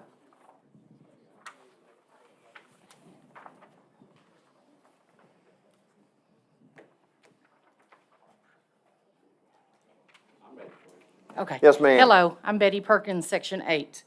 A lot of the stuff that I was going to say has already been said, but this one has not. And I want to talk about the credit card processing fee. When people come in and use a credit card, are they charged that fee, or does it come back to Holly Lake? My knowledge, you can correct me here, Adam, but I believe we're charged the fee, because of the credit card processing, I believe is the way it works. Now, on the golf, that, you saw the $8,000 bump in there. I'm sure that's what you're talking about, right? Anytime you increase. use a credit Yeah, card. yeah. Whether it's in administration office, Yeah. anywhere. So for dues and things like that, we offer, go ahead, you want to speak to what we do there? So it's the processor charges the fee, but essentially what that does is it takes it out of what we receive back. So we're short that processing fee, which is Right. why the convenience is So on there. whoever uses a credit card needs to be charged that fee because Correct. all these restaurants and all these other businesses charge that fee to that customer. Yes, ma'am. Yep. So that's all I wanted to say because Okay. everybody's already said Good. everything else. And I think in some cases we are, correct? We are, and if you reflect back several years ago, that number was astronomically higher when there was no convenience fees at all. So we're, Right, but you're not charging the customer now. It's Holly Lake's paying for that, or we're paying for that. No, we are charged. If We you are come charging. in and. Y'all are We charging are. the customer? Yes, ma'am. Okay. Yeah, That- we that's are, what I'm- we are now. Okay. That's correct. All right, thank you. Yep.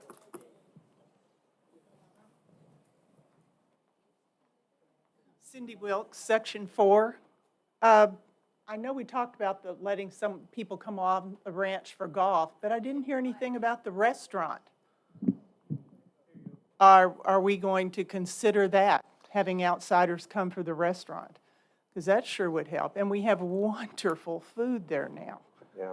And I thought, I didn't hear anybody say anything. What's your thoughts on that? This board hadn't talked about it, but as far as I'm concerned, given the number of people that come onto this ranch all over the place, it's something we definitely need to look at. I believe, I mean, the issue to date has been if you call somebody in, you're responsible if they do Sure. something, speeding ticket or, you Oh, know, yeah, we tear know, up 'cause we something or got that a kind of thing. fine. You got a fine, there you go.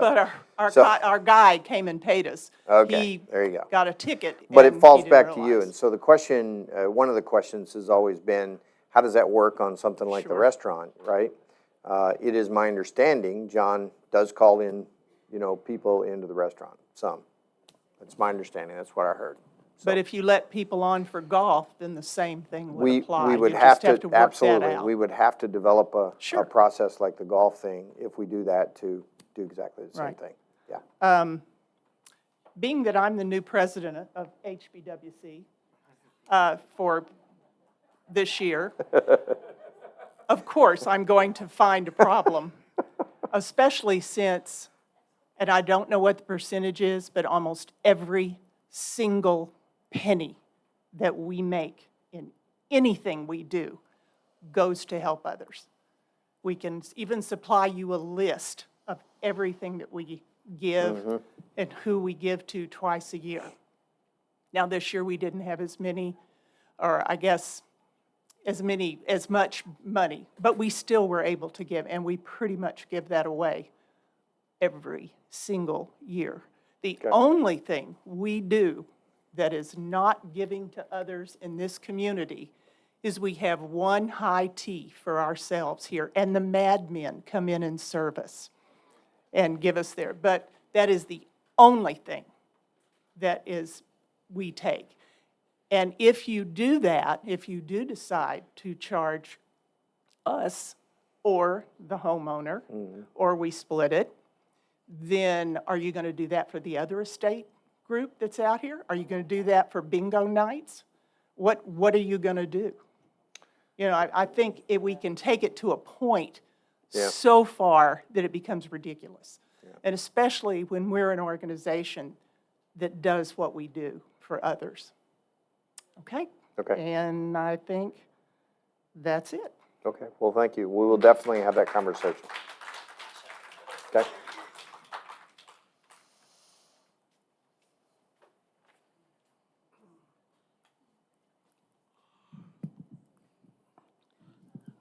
Rick Holderby, Section 2. I just want to say something else about the operations manager position y'all are talking about. $80,000, $85,000, that's going to have to come from somewhere. Is he going to create that himself? And what is he going to do that isn't already being done? Well, I think we said we're holding that now, right? So we're not going to do that. That position, you're talking about the Director of Ops? Yes. Yeah. So we're not doing that right now. So what Yeah, but would when that, you go and do your. what would that when you- person have When done? you go and do your vote, are you going to vote it in then? No, the board talked about it earlier, and we're not going to do it right now. Okay? We'll Okay. consider whether we ever do it, but we're not going to do it right now. Right now, I'm in not this year, for next year. Right now, it's not going to be in the version 6 budget that you got. So we're going to change it. Okay. Did that answer your question? If you're not going to vote on it and do it, yeah. Okay. All right. Thank you.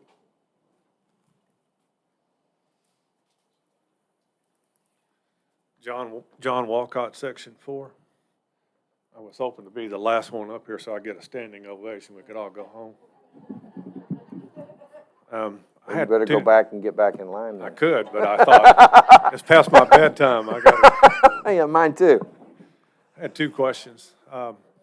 One was, Adam called a few of us in, and we did a disaster plan. We Yeah. had several things that was put into that disaster plan, and then it was given to Jerry, and Jerry put it together. We haven't seen the results of that. I haven't. Questions on that.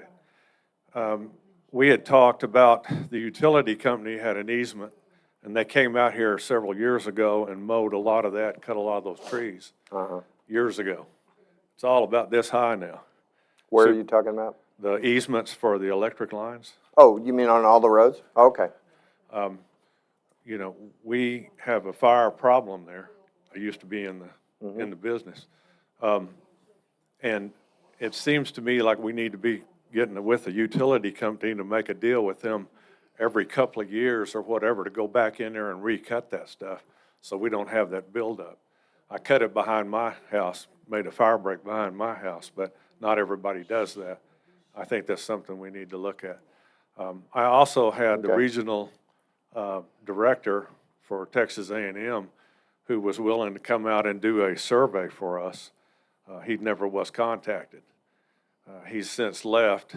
To get that done, I would have to go through my contacts again and try to get the new one in here to do that. I wish it had been done while he was here because he was all excited about coming out here and doing a free survey, which I think would make a big difference for all of us. The second question that I had was, I haven't heard anything about any of the hoe transpire. What are we doing there? There's some dialogue going on right now that we probably can't and shouldn't share. Okay. But it is top of mind. The whole Thank you. property thing is top of mind.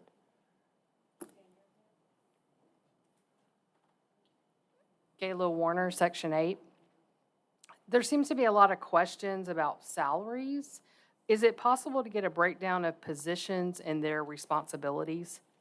I know at my job, we have job descriptions, so just, Yeah, we have job descriptions for everything. What we do not have right now that we will be putting together is, this pay band or whatever you call it for each one of those jobs, which I think is what you're asking, yeah?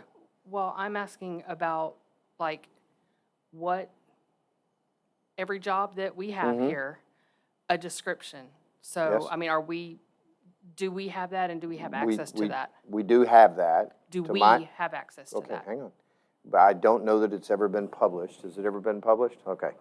So it hasn't been published, but we do have it for every position, and there's no reason not to put that out. Okay, that's my question, thank you. Okay, I just have a really good suggestion. So the airport, Section 5 again. Okay. I guess I said Section 8 because I was thinking I was going crazy. So, Michael Mancini. All right. On the airport there, I was thinking, could you guys think about doing some storage units? Because I have a classic car right now, and I'm keeping it up there near 14, and it'd be nicer if I could keep it right there at the airport. You guys put storage units here, you could charge a certain amount of money per month or something, and it's a lot closer for me to get to my Yeah, car. several months ago, when we were we kicked around the RV thing, we also kicked around storage, which is obviously a big deal. Yeah. People put stuff in, they don't take it out, right? So it's usually a good revenue source. All right, it's just something to think about, because, I mean, Yeah. you could make it a little cheaper than what I'm paying now, and then, yeah. So develop the air park for you? No, for everybody else. That's all I'm saying, man. I mean, this is East Texas, man. You want to charge $90 to golf, that's a lot of money. It's like California prices there. Anyways, that's all I wanted. I think it'd be cool if you guys did a little storage unit there. You can maybe get 100 Okay. units, 50 units, and I guarantee you'd rent them out. I don't have any doubt. Yeah, I you would- agree you with would you. All of definitely them rent 'em around out. here are full. Yeah. Yeah. Well, the air park up there, we'd have to do a new subdivision anyway, right? So. Anyways, that's it. So it'd be a Thanks. vote and a subdivision. You guys did a right great up there. job. Okay, All right, thank you. You guys are free to go. Oh, no, you're not last. Hello, Lisa Brock, Section 2. Couple of thoughts from what people have said. Golf, adding, letting people in here versus restaurant. Golf at least is a monetary gain for Holly Lake Ranch. Restaurant is not. We don't make money on the restaurant. We actually cost us money, but we're not going to make money. Everything we do, we keep adding more people, letting them through the gates. I moved out here, and the big reason, as someone said, is because of security, because we have a gated community. We start adding more and more people coming in, we'll have a less secure community. And I disagree strongly with that, especially when there's no monetary gain. Cell phone tower, boy, do we need somebody to concentrate on getting somebody out here. We'd all switch to them, because when our power goes out, we're blind. We have nothing, because in Section 2, nothing works. I have to use the internet, and if the power goes out, if there's a tornado, I don't know. If I have an emergency, I can't get out. I can't call an ambulance, anything. And that's on a regular basis. Tonight, Verizon went down during the meeting, and again, you couldn't get on the signal. And so it's a serious situation that could be life and death for people out here. We need to get a cell phone service.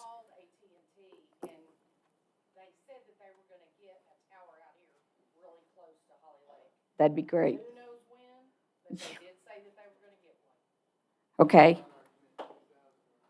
I heard mention possibly an indoor pickleball court. We need an indoor pool, not a pickleball court.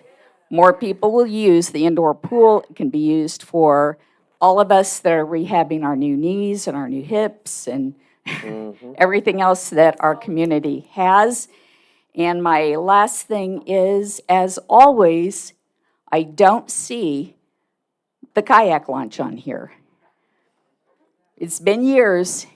I know that Mark Allen was not reelected, and he promised Ileana she'd get her launch, but we've been promised this for years. I see stuff for pickleball and tennis on here and golf, but our simple little launch that everybody can use on Greenbrier is not on the new budget. So, thank you. Because that will be taken care of this year. We keep hearing that. Well, we've gotten the survey done. We've gotten everything done. We're in the process of ordering, so it's budgeted to be done this year. I know, but it's been budgeted to be done. And I know you're working on it, but I know it's been worked on before. I'm just letting you know that we're working on it to be done this year. Okay. Oh, and one less fire hazard would be allowing metal buildings again. Hey, Lisa. Okay. The external golf, and I know they touched on it earlier, we are protected by they have to put a credit card down to come in here. So we have that on file when they come in. We would not have the same option allowing outsiders for the restaurant.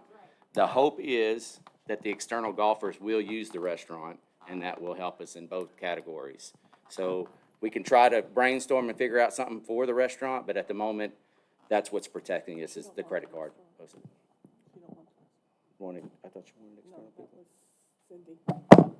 Never mind. Mic drop. One last small request, Michelle Raskowitz, Section 8. When you send out these financials, could you put them in Excel? This took me hours to transcribe so that I could do my analysis. So if there's an opportunity to put it in Excel versus a PDF, it would be much appreciated. That's a great idea. We've always put them in PDF just for the ease of reading it, but you make a great point. I think we can look at that and see if we can't make it happen. Good. Are we done at the microphone? Okay. Do I have a motion to adjourn this meeting? Second? All in favor? Say aye. Aye. Yeah, there's about 100 votes on that. Okay, good night, guys. Thank you.